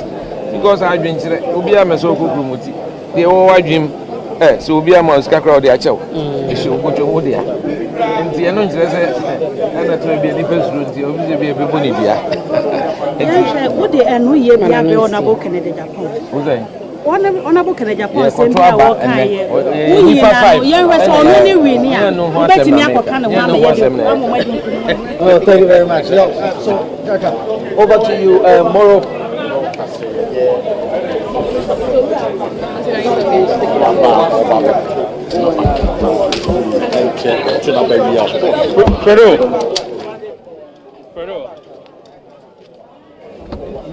Okay. So the candidate Kwabena Japan, he's made his way to the party headquarters and he's going to cast his ballot. When he's done, we'll try to catch up with him and speak with him. But it is the NPP presidential primaries here at the NPP headquarters. The delegates who are supposed to vote here include former executives, former ministers, former deputy ministers, as well as members of the diaspora. Over 900 delegates are supposed to vote in the. They are supposed to vote here at the party headquarters. Kwabena Japan, who is number 5 on the ballot paper, he's gone to the electoral offices. He's been issued the ballot paper with further instructions. After he's issued with the ballot paper, he will move to the ballot box and then cast his ballot. He's been campaigning that he obviously has been with the NPP since its inception in 2002, having served as a campaign manager in 1998 and also being instrumental in the 2000 campaign for former President John Ejekun Kufuor, later became press secretary of the former president. He went ahead to become the general secretary of the NPP. He was, however, suspended and later reinstated as a member of the party. He had earlier in 2007 contested to be the flag bearer of the NPP. He lost in that election in 2000. So that was Hanson's report from the NPP headquarters. Kwabena Japan has gone to vote. This is a big issue on 97.3 City FM and ChannelOne TV. I engaged 2 researchers, Dr. Evans Dua and Professor H.S. Ikanku, in the first part of the discussion. They've had to take leave of us. Let me return in studio now and pick the thoughts and reactions to what they've said from my panelists. I think I should start with you, because you used to have blue blood until recently your blood became yellow. Yellow and black. Dr. Educhum, I want you to speak first of all as someone who has been once a member of the NPP. You know the working of the NPP. I'll come back to you. I'm just told that Kwabena Japan is speaking to my colleague Hanson. Let's just hear what he's saying. We thought that the collation will be at the EC headquarters. Do you have your own internal collation system? Come on, don't make this too big. It's just 277 polling centers, so it's not very many. I'm sure the media will be collating for us, but of course I have my own in-house system. But in today's media landscape, I'm sure by the time they finish counting, people will be sending across the figures. But we'll wait for the official EC figures, and then my agents are supposed to at least take a picture of the pink sheets and then submit it to our campaign headquarters. You've been there in 2007, 2023, and in 2026. When somebody says that the 2026 primaries at a point in time felt very acrimonious, would that person be right in that description? Yes. I think that some red lines were crossed. I mean, there are 5 of us contesting. At the end of the day, 1 will get elected. 5 cannot go into 1. You understand? So people have to be very decorous, civil, and careful what to say about others. Because at the end of the day, you never know who wins. All of us are hoping and are confident that we can win. When we win, we should be able to represent our party well, to earn the respect and the confidence of the Ghanaian people. Now, if you have lambasted and said things that are unprintable about your colleagues, how do we then go and sell the person? That's the more reason why I think I'm the most viable candidate. You have not attacked anyone. That's right. Everybody knows I've conducted the cleanest campaign, the most issue-based campaign. I'm the only one who had a policy day to outline my 6-point plan for Ghana. That shows seriousness. Politics is not about razzmatazz, noise making and sharing money and freebies. No, we need serious-minded, public-spirited individuals leading our country, Ghana. That's what we need. Talking about money, how are you faring on that part? I mean, this is a delegate election. TNT is ongoing. I don't get your question. How are you faring? Are you doing well? Are you giving them the country? I've gone around the country and I do what we normally do, just to help with their transport when you go and visit them. But that's election. No, I don't do that. Right. I don't do that. I think it's offensive for people to do that. In any case, if you go and pay someone 1,000, another one 500, he has 1 vote. Who is he going to vote for? Have you spoken against that? I've done that several times. But have you heard of any report that people are buying votes at the moment? Not that I know of. Now, unless you want to tell me that they are buying votes. Talking about the acrimonious nature of the campaign, you've seen it all. How does the party move forward after 4 p.m., 6 p.m. when the results are declared? I'm hoping that it is me, because I haven't said anything vitriolic to anyone. So it will be very easy for me to rally everybody around. But if it's the other way around? Know that the lines have been crossed. Let's be honest, it will be very difficult to pull back some of the words that have been said. And as I said earlier, some red lines were crossed. And I wasn't happy at all. The conduct of some of my colleagues. You understand? But at the end of the day, the party has to make a choice. As a former party to deal with it. As a former to apologize? Say it again? Will you urge them to apologize? If they are gentlemanly enough, they should. As a former party leader, what will be the responsibility on the party executives at the moment? Oh, I think they've done well. I said it earlier. I said I'm proud that this template, it was an innovation that I brought in 2015. And there were some attacks on me. Why should I leave an internal party battle in the hands of the Electoral Commission? Even those who printed the ballots, I didn't know. I gave it to the Electoral Commission because I wanted the party to distance itself from the conduct of the election. Because quite clear, some senior party figures in our party, especially some of the regional chairmen, shot themselves in the foot, went against the grain of our constitution and our guidelines by being openly identifying with some of the candidates, which is something they are not supposed to do. You can't put together guidelines and then you flout the guidelines yourself. So it was very sad, but it has happened. We've got to move on. Life must move on. So I'm just hoping it will make it easier for our party to unite when KAA is the presidential candidate. With me, it's a straight route. So this endorsement does not scare you one bit? There are 212,000 voters. One person's endorsement does not say anything. It's one man, one vote. We wish you the very best, Mr. Kwabena Japan. So you have there Mr. Kwabena Japan, who cast his ballot here at the NPP headquarters. He believes that he's the best person to move the NPP forward, particularly considering how acrimonious the entire election process has been with respect to the kind of campaign. So that's Hansen speaking there to Kwabena Ejapon. Let me come in studio now. I was going to start with you. I said that you have a blue antecedent, and now your party is also called UP. You've heard the delegate, actually. Oh, you're an MPP delegate? I was. Ah, you were? Okay, good. Now, you have listened to the researchers. What do you make, first of all, of their findings? Of course, a bigger poll will be the end of the election today, but what do you make of their findings? Well, first of all, as also somebody who believes in data, especially Ivan's work is quite rigorous because he did primary research, and Professor Eku is too rigorous, but he decided to use a different methodology. And there are two interesting things that I wanted to find out from Eku and Doc Evans. First, the key thing for determining the media tracking is the share of voice.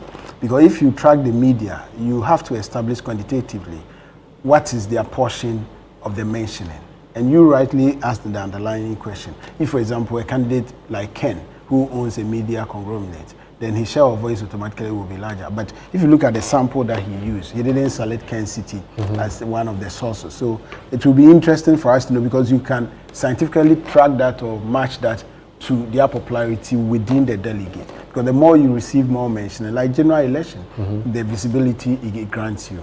The second issue on DS1 is that, you see, you can do data collection, analysis, and even you as a researcher, your personal belief may not be what will be the outcome. And with my experience, having been in the NPP for such a long time and even working in different campaigns, it tells me that it's highly unlikely for Ken to win based on a number of factors. This is delegate election, and I have received messages because, we still have network within the political ecosystem. And the D-Day operations actually influence a lot. And Bawumia comes into this election with a lot of advantages. And knowing NPP, first of all, we couldn't have even been here today. 4 out of the 5 candidates were all against having the election on 30th. And most members of the rank and file were against doing this top-down approach. That tells you that the whole system has been created to boost or ensure that a particular candidate is favored. That is one, and that factor alone, he will go through a rigorous process of data collection and analysis, but that factor alone can skew the outcome. The second is that if you look at the NPP structure, you have very influential people, influential in a sense, the influence over delegates. I have operated at the constituency before, and in my constituency, if you take 5 influential people who can move delegates, one is the member of parliament. When NPP came into power, the DC became a huge player. Former members of parliament. In my constituency, we had then 3 former members of parliament: Honorable Gifty, Ohine Kunedu, Mr. Honorable Crunchy, and the current MP. They all have their blogs. So you campaign, you have messaging, you do D-Day operation, but they listen to who says move. And I happen to have control over my electoral area because I come from a small village, Odubi. We have connection with them in terms of family. They look up to me and I tell them we are going here, they will follow me. So you collect the data and they will tell you, oh, we will vote for this man. But on the D-Day, they will ask me, so who are we voting for? Because as soon as I get to my village, they will come to my house. So the votes are not as independent as we think they are. Obviously, and it's delegate election. So it's a block. It's a block. And that is why this is cooked for Dr. Bawumia. The second thing is, if you also look at the structure, members of parliament, as in the 87 that they currently have, about 63 came out to declare for Bawumia. Obviously, they've done public declaration. They must work to ensure that. And remember, inherent in that is their selfish interest to retain their seat. So they will not only campaign, they will put resources behind that. That effectively defeats whatever resources that Ken will be putting in. I concede that in some of the constituency, Ken also has Appalachians or people who are also aspiring to contest some of the seats, and they will also look for resources on their own to spend, but that cannot match that. So you're saying that the D-Day operations should also be calculated in the research work? It's difficult to calculate that, but when you're doing your literature review, you should analyze that. Okay. So anybody who reads your research work will know that you did mention that these are the factors that could influence. So that has been always the result. But you see, this election, as I said earlier, so I'll let you comment generally on the election, but I just wanted you to comment on the research that has been done. I want to go around the table. Yes, the last thing I would say is also that we should encourage these research in our politics, because they give direction. They also help, especially the financiers, to take decisions.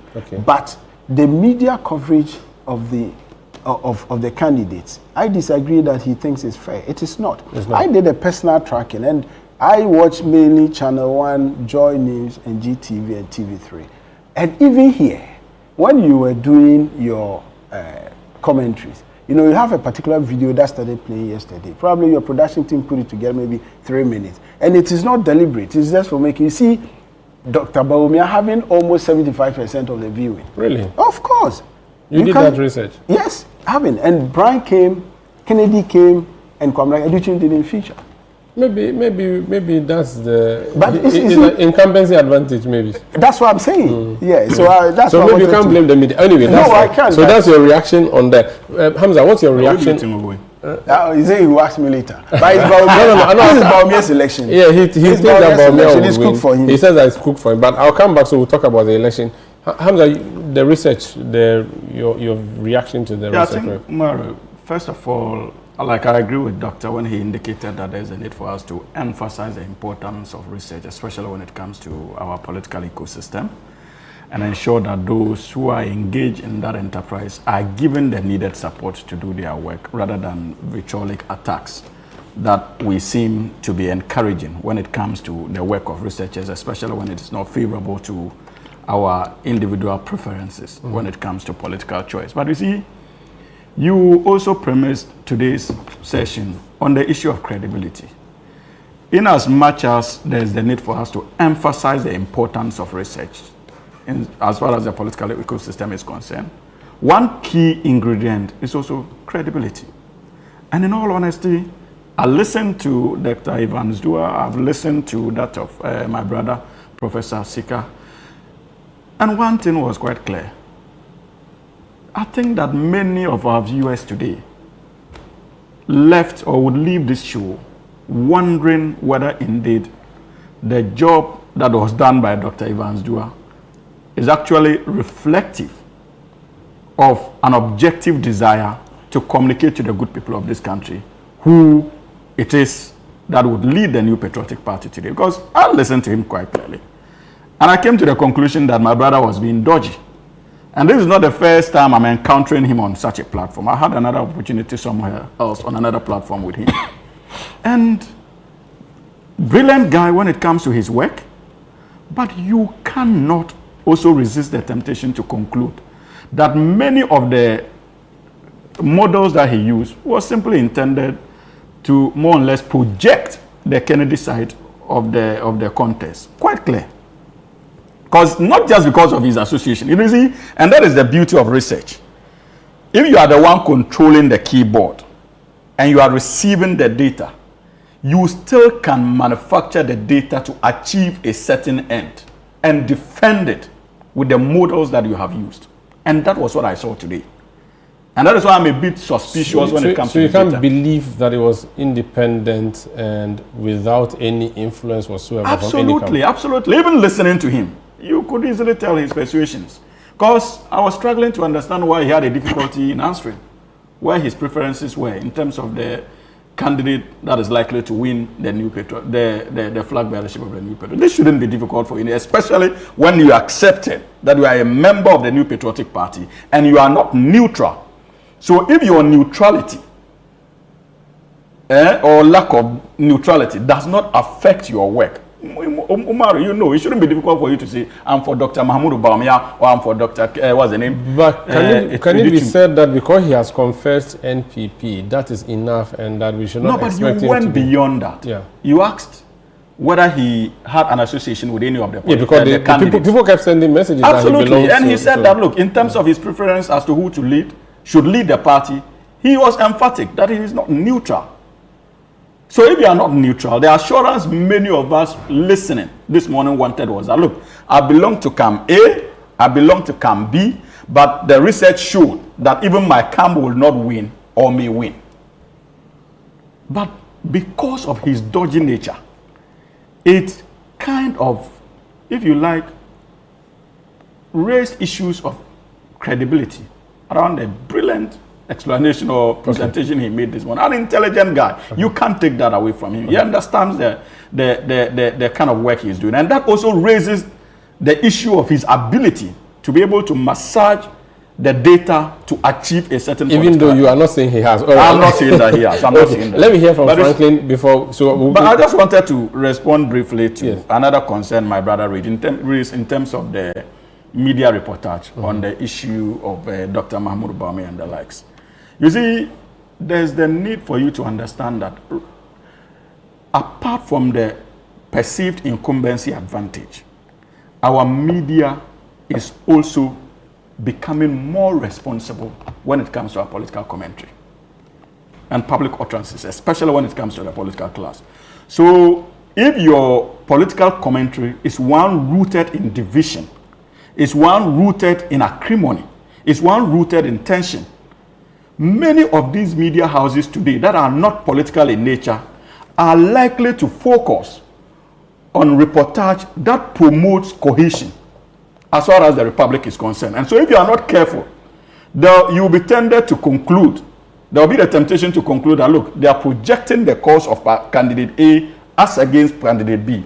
The responsibility is on all of us, political actors, to ensure that our commentary, even in our quest for leadership in our various parties, is reflective of the national objective and desire to build a democracy that we can all work under. But Hamza, and so sometimes these contributions are key. I don't disagree with that assumption, but that should have favored Koblen Japan Edichum in that order. It shouldn't have disadvantaged them. I don't think I don't disagree with you. I mean, but see, that's why I'm telling you that they are not serious. They are not coming out with objective criticism. They won't give you the platform. That's why I said that I can understand your reference to incumbency advantage. But I'm also introducing into the discourse another important ingredient. Sure.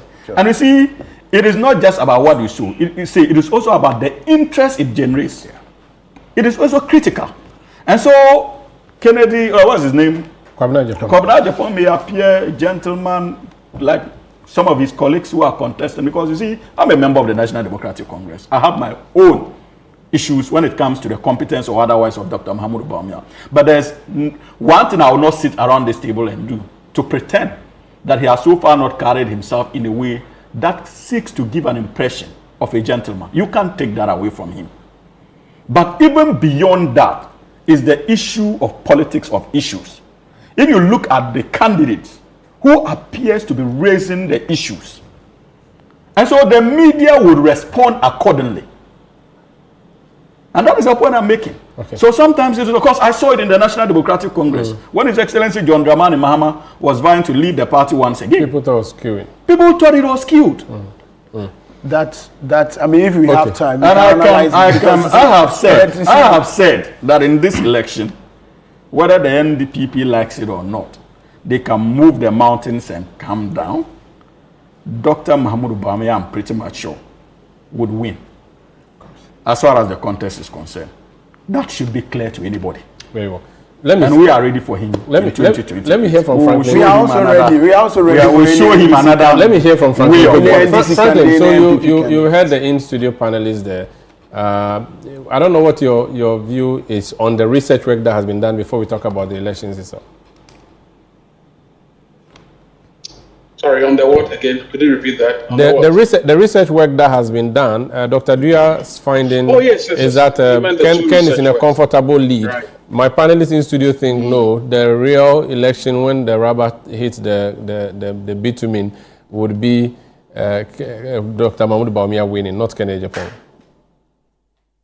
You know, the last time I had both the Evans sister and the other guy, Musa Dankwa on Bennett's show. And I think the two of them are speaking with a set of fact data, but it looks as though, you know, depending on the parameters you use, definitely you reach an outcome.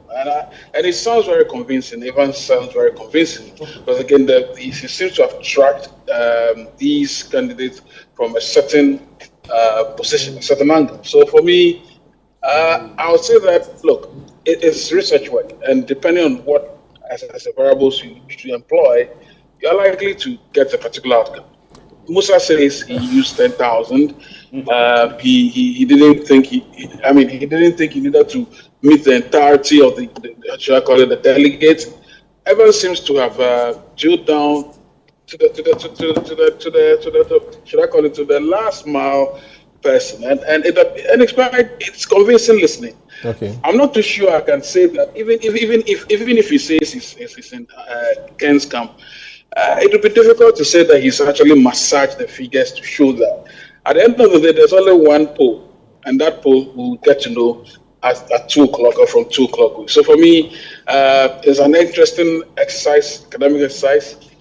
No matter how clever, no matter how direct it points to, it's very interesting to hear. And HS Kanku's research also was quite refreshing. And I think that actually provides also the veneer to understanding what exactly the candidates are about. I'm not too sure we got a bit, maybe HS needs to explain that, but did we get a sense that even though this was just amongst delegates, did we get a sense of, the candidates speaking to the nation in one way or the other, beyond just saying, I'm going to cater to the needs of the delegates to get, Bauman, for instance, says he's going to get 10 appointments for delegates from across the country. So it sounded quite sectarian. Okay. Exactly. So the point is, I would have wished to learn a bit more of HS work to find out exactly whether this candidate was speaking to the nation and indeed were futuristic in their commentary. I don't know, but otherwise, look, it's an interesting piece of work, and we are happy to have them do that. Thank you, Franklin. We'll come back and talk about the conduct of the NPP so far up to today, and what happens with the NPP after 2 p.m. this afternoon. This is the big issue on Channel One Television and 97.3 City FM. I'm Umaru Sandamado. Welcome back. This is a special edition of the big issue where we are following the NPP polls. So far, election is ongoing. Everything has been peaceful. At least 2 of the candidates have voted. We have reporters at all the centers, and we'll be here to bring you the results, the declaration, and the outdooring of the flag bearer of the New Patriotic Party. In studio, I have Hamza Suhini, I have Dr. Iyao Educhum, and I have Franklin Kujo on Zoom. Earlier, we had Dr. Evans Dua and Professor HS Kanku. So, Dr. Educhum, let me start with you. The party you once belonged to until a few years ago is at the polls today. Would it be fair to say the party is at a crossroad, or this is a done deal? It's not, there isn't a big problem? If you really objectively look at it, you see the NPP is in decline. And for a number of reasons, it's not me saying it, it's obvious within the party, at the national level, at the constituency level, even at the base. And the campaign for the current flag bearership race in itself has also portrayed that clear picture that the party is in decline, because they can't hold themselves together. They cannot even implement their own ethics and discipline codes. And that's why the action to try to show that they are promoting peace among the aspirants was clear on the D-Day, that some were not happy with the process. But be it as it may, NPP too better, and the media is also helping them. So after this election, they will try and do a lot of things to camouflage the actual undercurrent. But what do you mean by the media is helping them? Of course, you see, when the media is covering your event, for example, around 4 or 5, they will outdoor whoever wins, there will be speeches. But you see, when they go home, the actual disunity, the decline, and the fact that people are going to be sidelined will emerge. So you think that there are cracks in the NPP, or there will be cracks? There are. And there is no two ways about that, because I thought the idea of making the election early was so that there's a leader around whom everybody evolves. You don't think that that's working? So that if they produce a leader today, that's it, everybody falls in line. Within the next 3 years, they would have fixed all the problems and ready for 2028. That in itself was a problem, because a lot of people, as I said earlier, were against the top-down approach, and they fought openly. As I said, 4 of the 5 candidates openly fought against it, and I have heard an incident during the NEC meeting discussing that agenda. Brane Champos was nearly attacked when he made a substantive point against that, because that has been the convention, that NPP goes through election cycles we elect from the base up to the national. Now what they are doing, and the intel have is that after flag bearers, they are going to national election, actually confirming what some of us were saying, that everything has been structured in a way that it will favor the incumbent candidate, Dr. Bawumia. But the important point is that, you see, you have party leadership making sure that their favorites are installed at the various strategic layers of the party. So Dr. Bawumia wins what next? What is next is that he will ensure that all his people he wants to work with are also put in place, because I mean, I don't need anybody to tell me the 2028 election is anybody's game, but United Party and NDC come into this 2028 in a better position than NPP. Really? Of course. Are you serious? I am serious. The UP that doesn't have a certificate. But we will work towards that. We are in a better position because we are coming with freshness and our policy, which NPP is that bad that you are doing better than them. I'm telling you, we will do, because you see, Ghanaians since 1992, Ghanaians have tried these two main parties, and they look at their lives and see that there haven't been any improvement. What we need is to put in place structures to communicate our policies to the electorate, and I can assure you that we will do that. Back to the issue, if you look at NPP and those around Bawumia, they are all going to offer themselves for national positions, regional positions, constituency positions, and there's no way Bawumia can be the flag bearer and they will lose. And they are not going to go through that process fairly. And we have suffered that several times on several cycles. And I have a living testimony to that, where our Northeast campaign coordinator was beaten in September 2023. And you also in the pictures are there, if you Google Zachariah, it will come up. That police was there, national executive rep was there, you have national security, and nobody did anything. It's going to replay that, but it will replay a low key, and that is very dangerous, because now, because they are not incumbent party or party in government, you won't have the same kind of coverage, and that will feed into the people withdrawing from the party, and of course, obviously, I believe joining the viable party, which is the United Party. You are part of Alan's party. Alan felt disgruntled after the last primary of 2023 and left the party. He had his reasons for leaving. Those reasons, watching the NPP primaries now, would you say that there is a repetition of the problems that Alan faced, or the party has learned from those lessons so that at the end of today, nobody's going to leave even if they lose? To be fair, they seem to have learned a bit, but it is not genuine. Because if you start from the point when they came up with a timetable for the elections, and party people, including potential aspirants, spoke against it, they came to defend it. That is the system, the current leadership, who are all working for Dr. Bawumia, came to defend it, and in fact managed to pull it through at this stage. Secondly, they are also trying to convince us that no national officer has come to endorse a candidate as it pertained in 2023, where you had the most important party officers openly supporting Dr. Bawumia.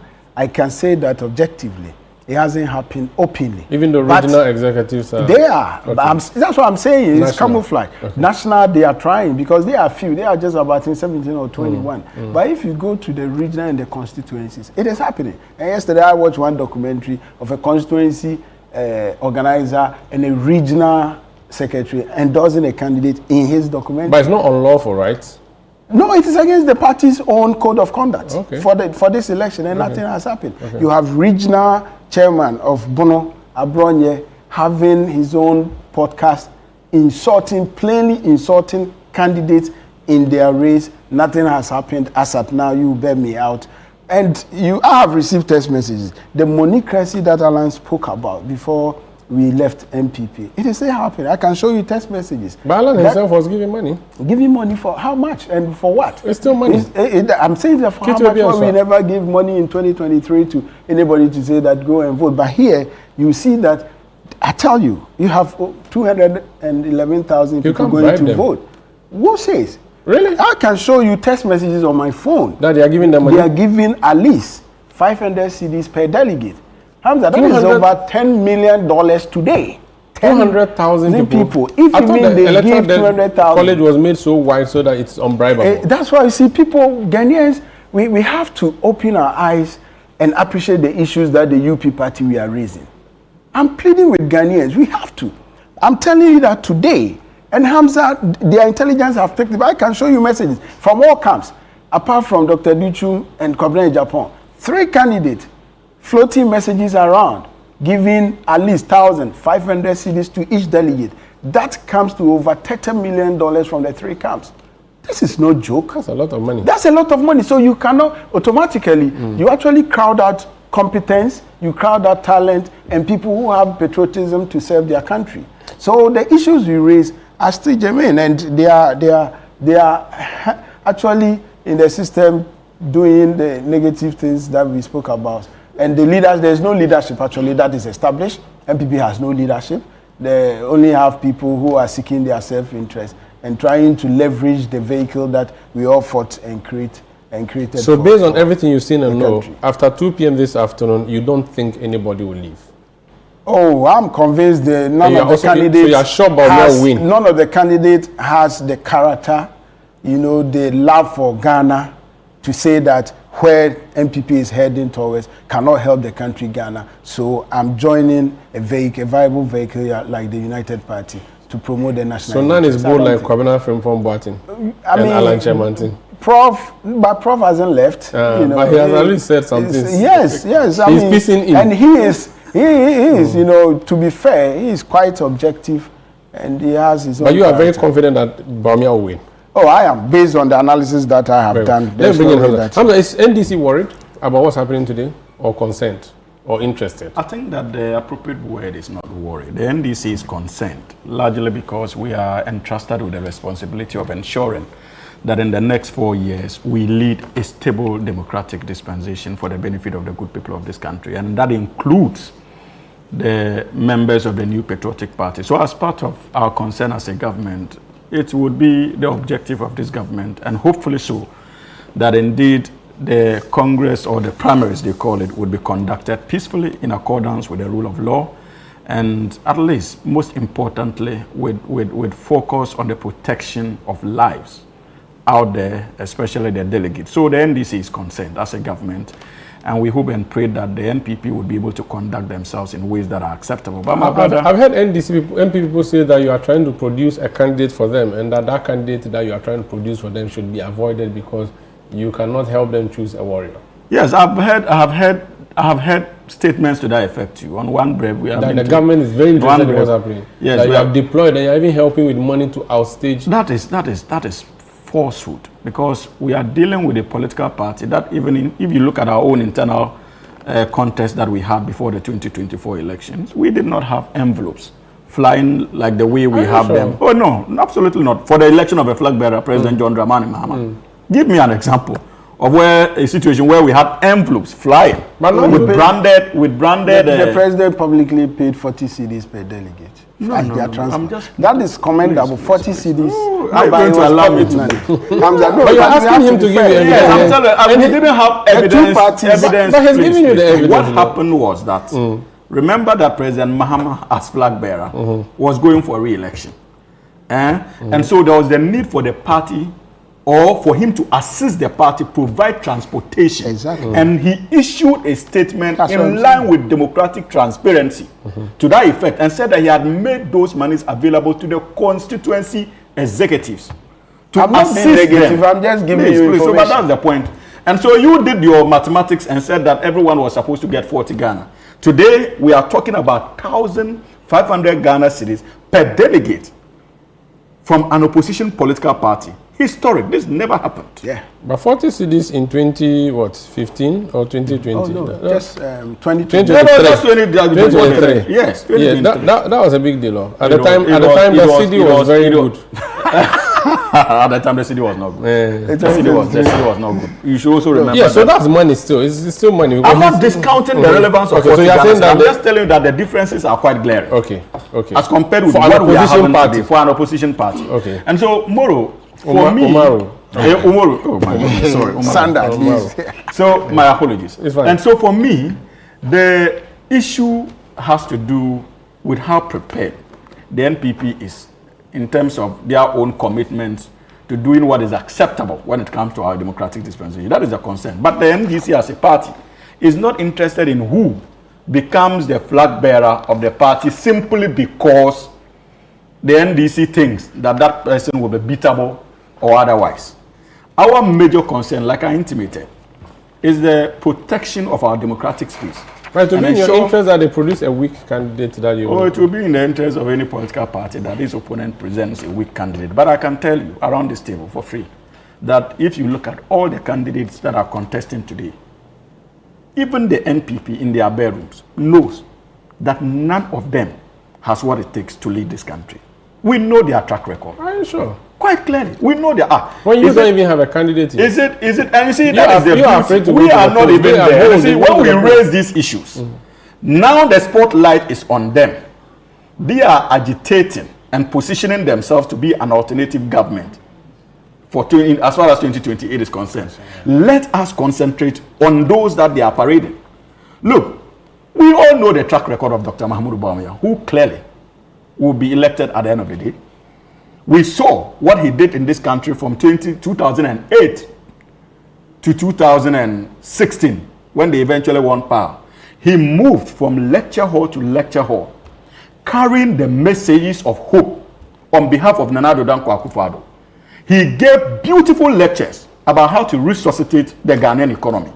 He told us that with the help of, what's his name, Nana Addo Dankwa Akufo-Addo, they will be able to transition from a third world country to first class. Indeed, Nana Addo Dankwa Akufo-Addo had confidence in Dr. Mahmoud Bawumia to the point that he communicated to all of us in plain language that Dr. Mahmoud Bawumia would be the chairman of his economic management team and would be in charge of the economy of the Republic of Ghana. True to his word, on that tangent, you can't take it away from His Excellency Nana Addo Dankwa Akufo-Addo, retired. Dr. Mahmoud Bawumia became the chairman of the economic management team for 8 good years. Moro, what didn't we see? No, as far as our economic fortunes are concerned. We saw Napo say that among the people in cabinet, Dr. Bawumia was the most knowledgeable. I think that's what he... But what was the effect of that knowledge on the economy of this country? And the lectures he delivered from university to university. It was COVID and Ukraine that worried us. Oh my goodness God. There were many other African countries who were doing better than Ghana, even in that era. Many. Why? Was it Ghana? Ghana was the only country that had issues with Ukraine and that of COVID? Absolutely not. And you see, but it was the same Dr. Mahmoud Bawumia who told us that if the fundamentals of your economy is weak, the exchange rate will do what? It will expose you. So to the extent that Ghana suffered hugely from the effects of COVID and Ukraine, should tell you that our fundamentals were quite terrible. And even prior to that, the IMF country rep, is it Christian Laporte or something like that, if I got the name right, have indicated that Ghana's economic fundamentals were already troubling and in a dire state before COVID and Ukraine happened. That's true. So that tells you the track record of Dr. Mahmoud Bawumia. Another key important feature is the issue of integrity. The question you need to ask yourself today is whether Dr. Mahmoud Bawumia has that integrity. Because if you juxtapose what he told us prior to 2016 and his record in government, it raises serious issues. He wasn't a driver, he was a mate. You simply cannot tell us that, Moro, people must do politics of principle. Yeah. If at a point in time that Dr. Mahmoud Bawumia felt that he had no authority in the government, nothing prevented him in principle from resigning from that government and continuing at the party level to instigate change. Or stay inside, inside and bid your time and take over and fix it. Absolutely not. Especially when you were the driver, as far as the economy is concerned. You can't tell us that. Then you come to somebody like Brian Achampo. The driver of the economy is in ice. He's not he's in ice right Dr. Mahmoud Bawumia was the chairman of the economic management. So and he took credit when in the first year of the government, when the economy appeared to be doing well, and he's still taking credit for some of the government policies that are being referred to today. And so he cannot be seen taking credit when it is in his interest an attempt to do away from it. So you are not afraid of Dr. Bawumia? You don't think he is a viable alternative? Absolutely. What if Kennedy emerges winner today? And you see, Moro, and that brings me to the kind of politics. The next time you call me Moro, I'll call you Moro. But this same thing. That's the thing. This Dagbando behavior that you are doing to me now. I'm Fulando, not Dagbando. Inus Afuzeni taught you all of this. Anyway, continue. Yes. So you see, that brings me to the issue-based politics I spoke about. Umar, you see, this is not the position of the National Democratic Congress. Since the NPP started this contest, I have been quite clear in terms of my preferences, because I believe that irrespective of our partisan affiliations, as a people, we must all agree to keep certain personalities far away from the presidency of the Republic of this country and from our politics. Because of how divisive their politics have been in the past and can be in the future, because of how their kind of politics poses an existential threat, not just to their own political parties, but to the stability of our democracy as a whole. And such people, we must all agree, whether CPP, PNC, NPP, UP. We must agree that UP, that these people must be kept far away from our politics and our Who is this person? Kennedy Agyapong. You find him, you don't absolutely. Look, Umaru, you see, I'm trying to look for the appropriate way so that I don't come across as insulting and reflect the very character I'm trying to keep at bay when it comes to our politics. But you see, in this country, when President Mills was president, we heard him he made open calls for one ethnic group to attack another. We follow his utterances, even in this election. Look at how divisive he has been on the issue of ethnicity and religion. And you all know that these twin pillars of cultural identity, religion and ethnicity, if it is not handled carefully, could actually cause a serious rift as far as our democracy is concerned. And so for me, there are no ifs and buts about his candidature. It must be in the interest of every well-meaning Ghanaian to ensure that we keep his likes far from our politics and our presidency.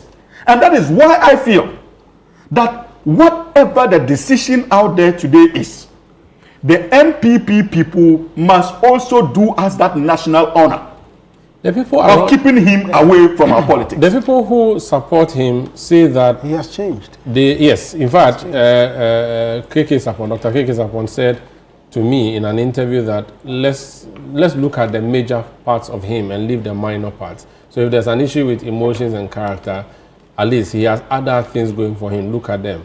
I interviewed someone like Kweku Kwarteng. He says that we are tired of the suit-wearing politicians. We need the guy who, behaves the way Kennedy is behaving.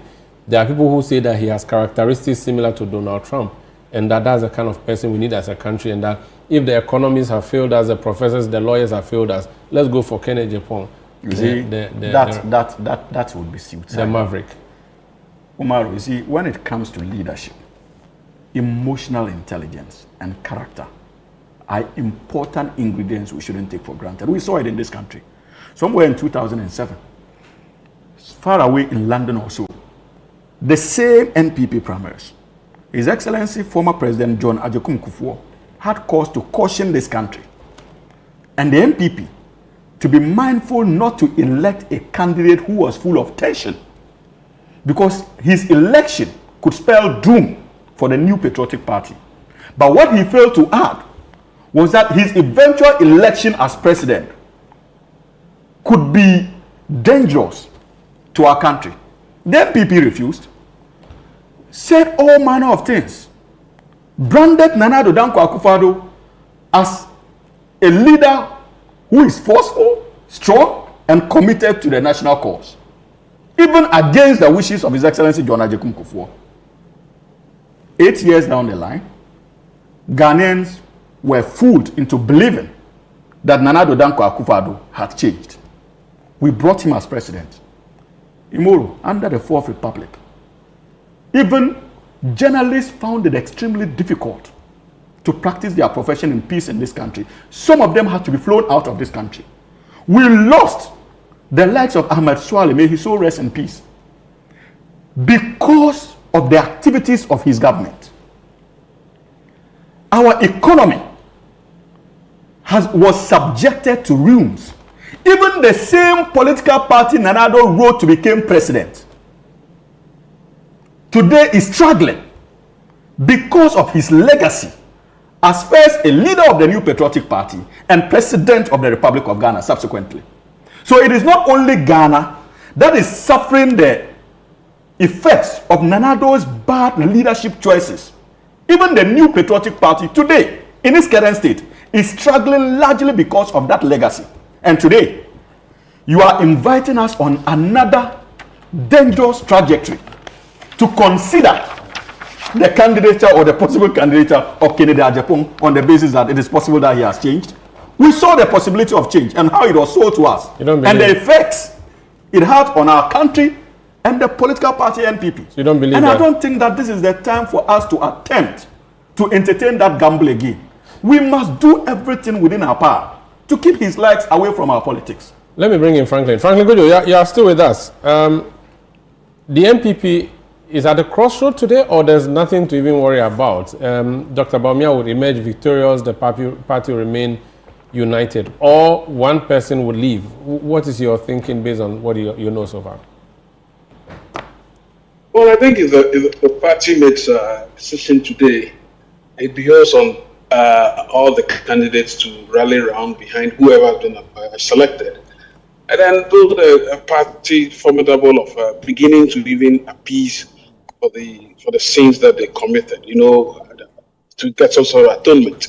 Otherwise, if they disintegrate, if anything happens and then the party feels like, oh no, we selected the wrong guy, that they are digging their hole, digging the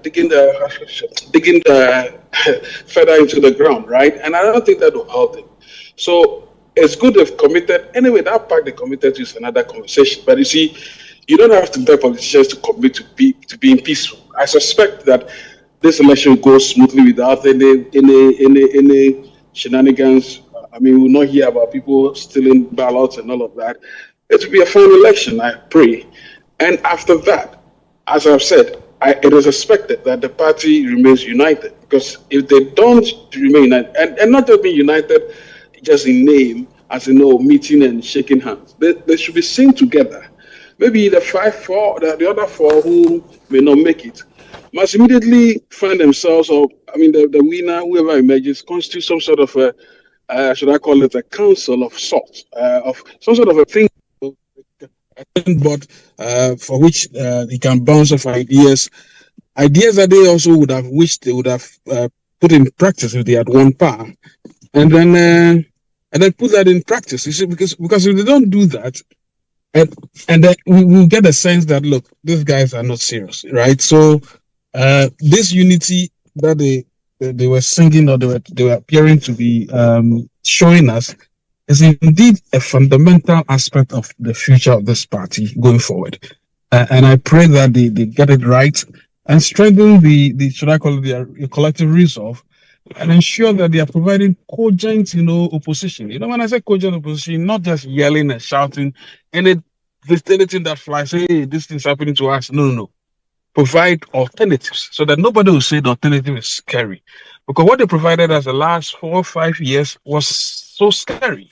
So they need to start unwinding, actually cutting the umbilical cord to that last administration. That administration was just so evil. Anyway, so that they cut that cord and then begin to renew themselves. I like to see Ken talk about agriculture. Because Ken called me and said, look, frankly, I want to stand and I believe I'll do better.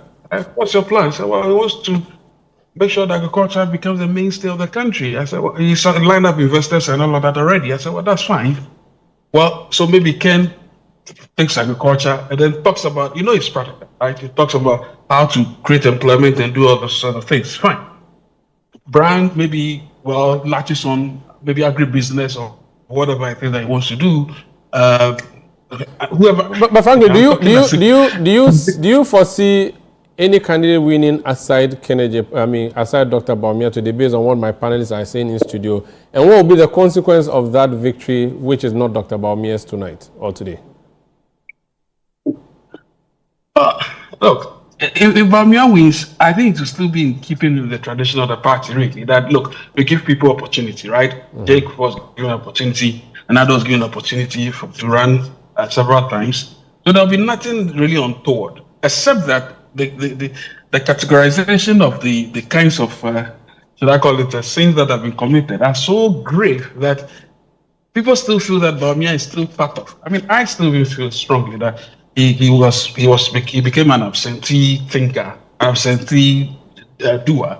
All of a sudden, he became mute, and I think those things still will be with him.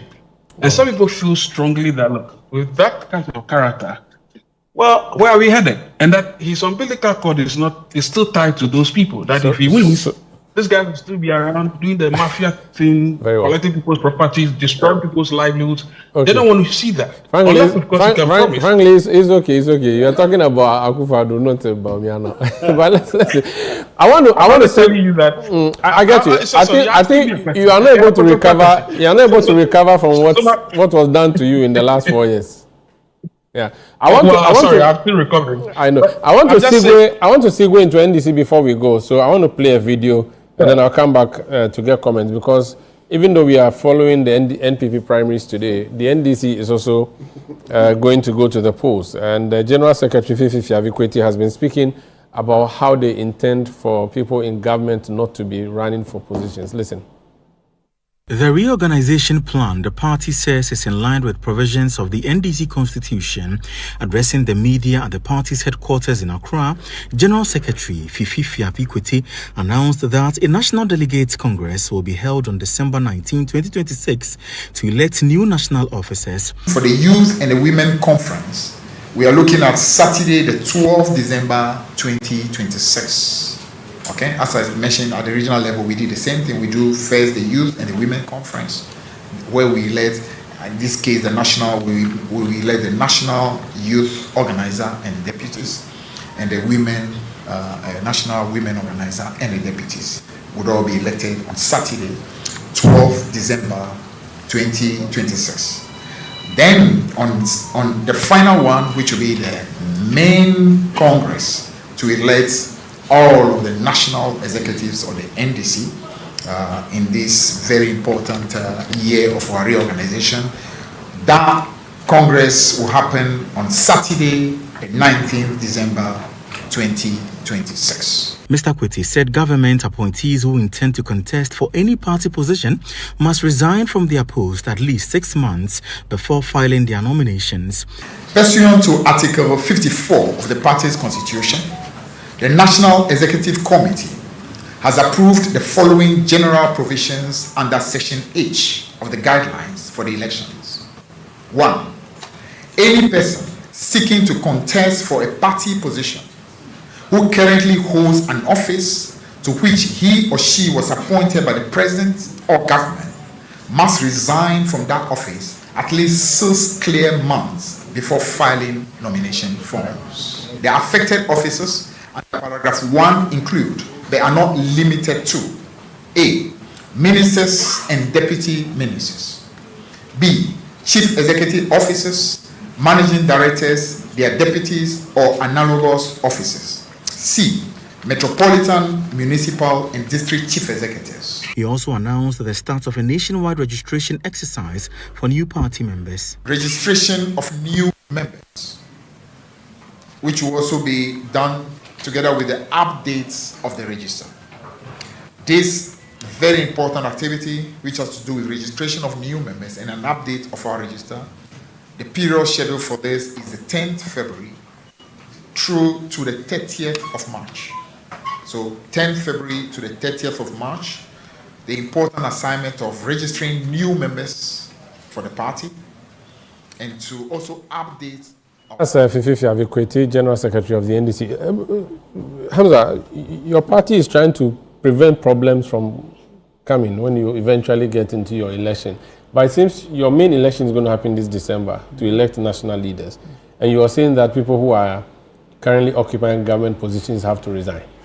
And you think that will solve the issues? That is the official position of the party now. As to whether or not it will solve the issues, I think that it is a discussion we must continue to have. And more, just to refresh your memory, when it comes to that directive, I think I understand that not every government appointee is affected.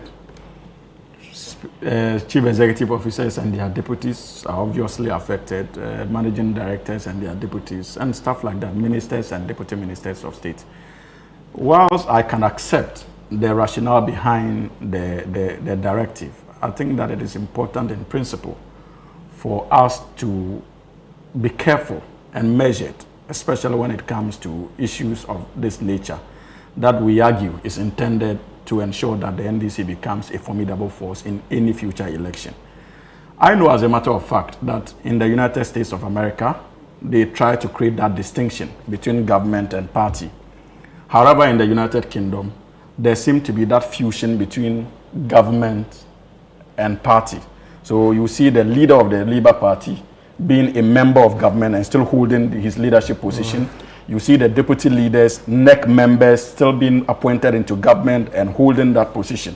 So there is no clear-cut policy that has been tested or proven to be a policy that is not workable.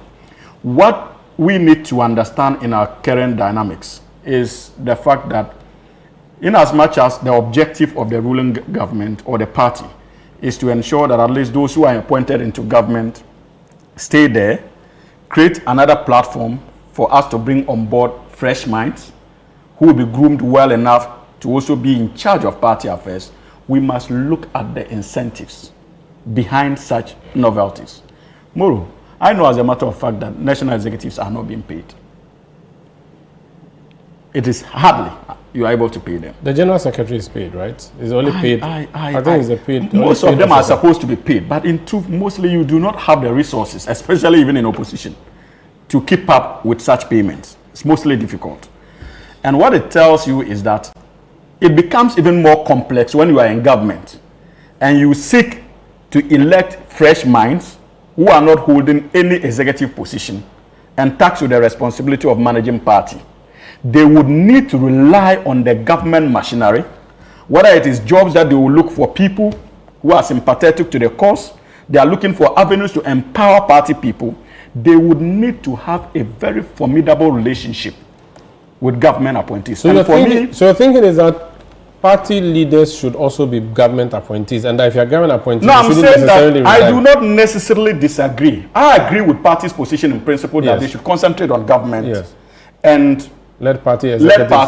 But I don't think that I find it extremely outrageous for those also arguing that, look, there's nothing wrong with me being a chief executive officer and still holding on to government position, provided that I can discharge my responsibility. That's why I gave you the two. So currently, your Minister for Youth and Youth Development and That's Pablo. He's the National Youth Organizer. Yes. And Sami Jemfi is still the National Communications Officer. If it is a job that they can do, in any case, these days, party members hardly go to the party office. They go to these offices because these are the faces they know.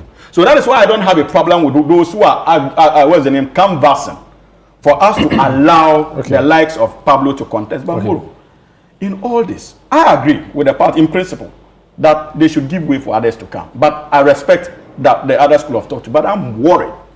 And since our General Secretary has always been forceful in upholding to the principles of the National Democratic Congress, I think that those of us who are also known to have publicly campaigned for him in conformity with that democratic principles, I think that I'm also free to speak my mind on this matter. And one of the principles I have as a member of this party is never to be cowed into submission when it comes to beliefs that I hold dear.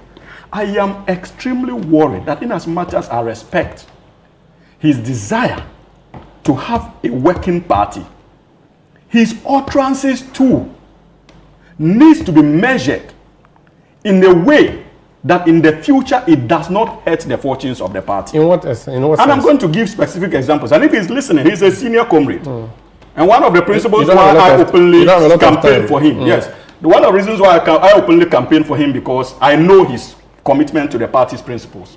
But you see, when you are in government, the first utterance I found a bit problematic was the declaration in Kumasi that as a party, he has picked intel that some of our people were engaging, lobbying to get NPP people out of the hook. Whether it is true or not, if it is said publicly, what you have succeeded in doing is to throw in doubt and suspicion amongst the rank and file of the party and government. And that mistrust starts from that place. And it becomes difficult for us to control. As if that was not enough, our General Secretary again proceeded to somewhere in the Volta region, June 4th revolution, and openly referred to those who are calling for Mahama to go for a third term. It is within everybody's democratic right. Many of us may have disagreed with those calls. But these are party people, and we are in government. Our utterances are important. So if you make statements to the point that they are sycophants, it throws in another element of conflict. And these things could spell doom for the party. But you trust and him. just yesterday, but he's a no, just yesterday, the day before yesterday, another word introduced to the dynamics: greed. But he's a no-nonsense man. You like him? No, and that is my worry. You see, that is my worry. I respect people who are no nonsense. So he's shaking the table of government. This party cannot win power in 2028 without these government appointees, whether they are part of the national executive or not. So the responsibility is not just on the government. It is on all of us to be very measured in the way we do. And I know Fifi Kweti. Look, when he was campaigning to be General Secretary, Umaru, I had to abandon someone who had even supported me financially in the past, in my own political dreams, to support his candidature because I believe in him. And that is why when I feel that maybe certain utterances he may not really appreciate the future implications of these utterances, it is my responsibility to prompt him on it. And that is the beauty of the National Democratic Congress. Yes. Sandra, thank you very much. But I just want to spend 30 seconds on the NPP. You know, one thing that I think we have to say it clearly, that Dr. Bawumia and his campaign team have not been very grateful to the president, the former president, Nana Akufo-Addo. Really? How? Yeah, of course. You know, he started the thank you tour with criticism of the fact that he was sidelined in the government. And as Hamza said, and everybody knows, you chaired the EMT for 8 years. You brought policies that some cabinet ministers told you that it will not help us, like NAPCO. When we have industrialization programs, we have agricultural programs, which was lacking investment. The president stood by you, pumped resources behind you. All the claims that he's making about IT, the penetration of technology that he's taking credit for, you have the support of the president. But to go and say publicly, but I'm aware that president reprimanded him in Praeso or Abetifi somewhere, and he stopped saying that. But he and his people have shown great ungratefulness to the president. But at the time they were not independent. Now they are independent, so they can speak. They are independent. The second thing is also our security. And Sanda, I think that the institutional incompetence in this country must be checked. Explain. How can the IGP say that delegate election of 211,000 people, you are providing on average 1 police officer to 10 delegates? It's too much or too less? Does it make commercial sense as a people? Too much that or we too are less? Too much. Why? Unnecessary. But we pay them to see, protect. The deployment they are doing today. I'm saying the IGP, and I should be held by a member of parliament, that he should tell us how much it is costing Ghana to deploy police officers. You are protecting the democratic process. This is internal election. We saw what happened when we lost guard in one of the polling stations. And it was against a colleague of mine. Yes, but I'm saying that that is not a cure. Yeah, but we must ensure that we do things properly, whether in promoting multi-party democracy on economic governance. And I find it inappropriate. 1 police officer to 10 delegates. My last point before I go on to NDC is also policy messaging in this campaign. None. And that, but that would be for the national election, or? It is not, because you have to have a platform that speaks to the delegate, platform that speaks to the Ghanaian. And that is why it tells you that this campaign, because Alan is not in the picture, it is not competitive that much. And in the NDC, I think that I will commend them for coming out to ensure that there is no incumbency advantage for NDC as an institution or organization. Because, and where I disagree with my brother, is that, you see, in Africa it's a different ballgame. In UK, I mean, we have all lived there before. When there is voting, I visit a polling center, you go, there's nothing like a candidate's rep. Everything there is controlled by the local council. But here you can't have it. So if you have a DC being a party chairman, it's problematic. And I think that is something that EC itself should find a way to institutionalize. That when you're in government, you can also have your party officers serving as state officials and leveraging our resources. Thank you. Frankly, my time is up. I hope you would forgive and indulge me if I do not come back to you for concluding comments. That's fine. That's fine. God bless you. Everybody. God bless you. Thank you so much. Franklin Kujo is president of Romani Africa. You heard Hamza Suhini is a member of the NDC Communication. Dr. Nanayao Educhum, Director of Policy for the United Party. Earlier, Dr. Eche or Professor Eche Sikanku is Dean Unimac IJ, and Dr. Evans Dua, Poster Economic Researcher. I am Omar Rusanda Amadu. We are crossing over now because, mind you, we are continuing with the coverage of the NPP presidential primaries. Hansin Ajiman is our legal affairs correspondent. He is at the NPP headquarters. Former Agric Minister Dr. Efri Akoto, the president's friend, is speaking. Let's go there. Another couple of hours it will be over and we know who is going to lead us. You say that delegates should vote for someone who can win power. Yeah. For you, what are the three things the party should be interested in after today if the party can win power in 2018? The person who can bring us together, can articulate the vision which is reflected in the philosophy of our tradition. That is what we need to convince the people of Ghana that we can bring them good governance. That's a critical thing. Can you do this in 4 years?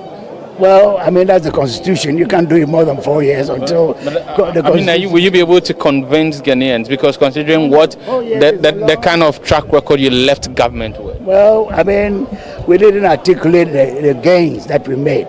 But in due course, in this term, we will see. It's too early for everybody to make a judgment. The people of Ghana will make a judgment. I mean, we were there for 8 years. The NDC has been here for a year. They have to give them time for them to also have a track record against which to measure our performance. It'll be fine to get your view on what you think of John Mohammed's 1 year. Well, I mean, look, every government which comes into office, the first year has always been good. Kufuor's first year was good. Kufuor's first year was good. This government has come at a time that gold prices are at their wildest high. It's never happened. I mean, we are talking about gold prices of 5,500 plus. Incredible dollars per ounce. You know, when we left office, it was 1,800. Now 5,500.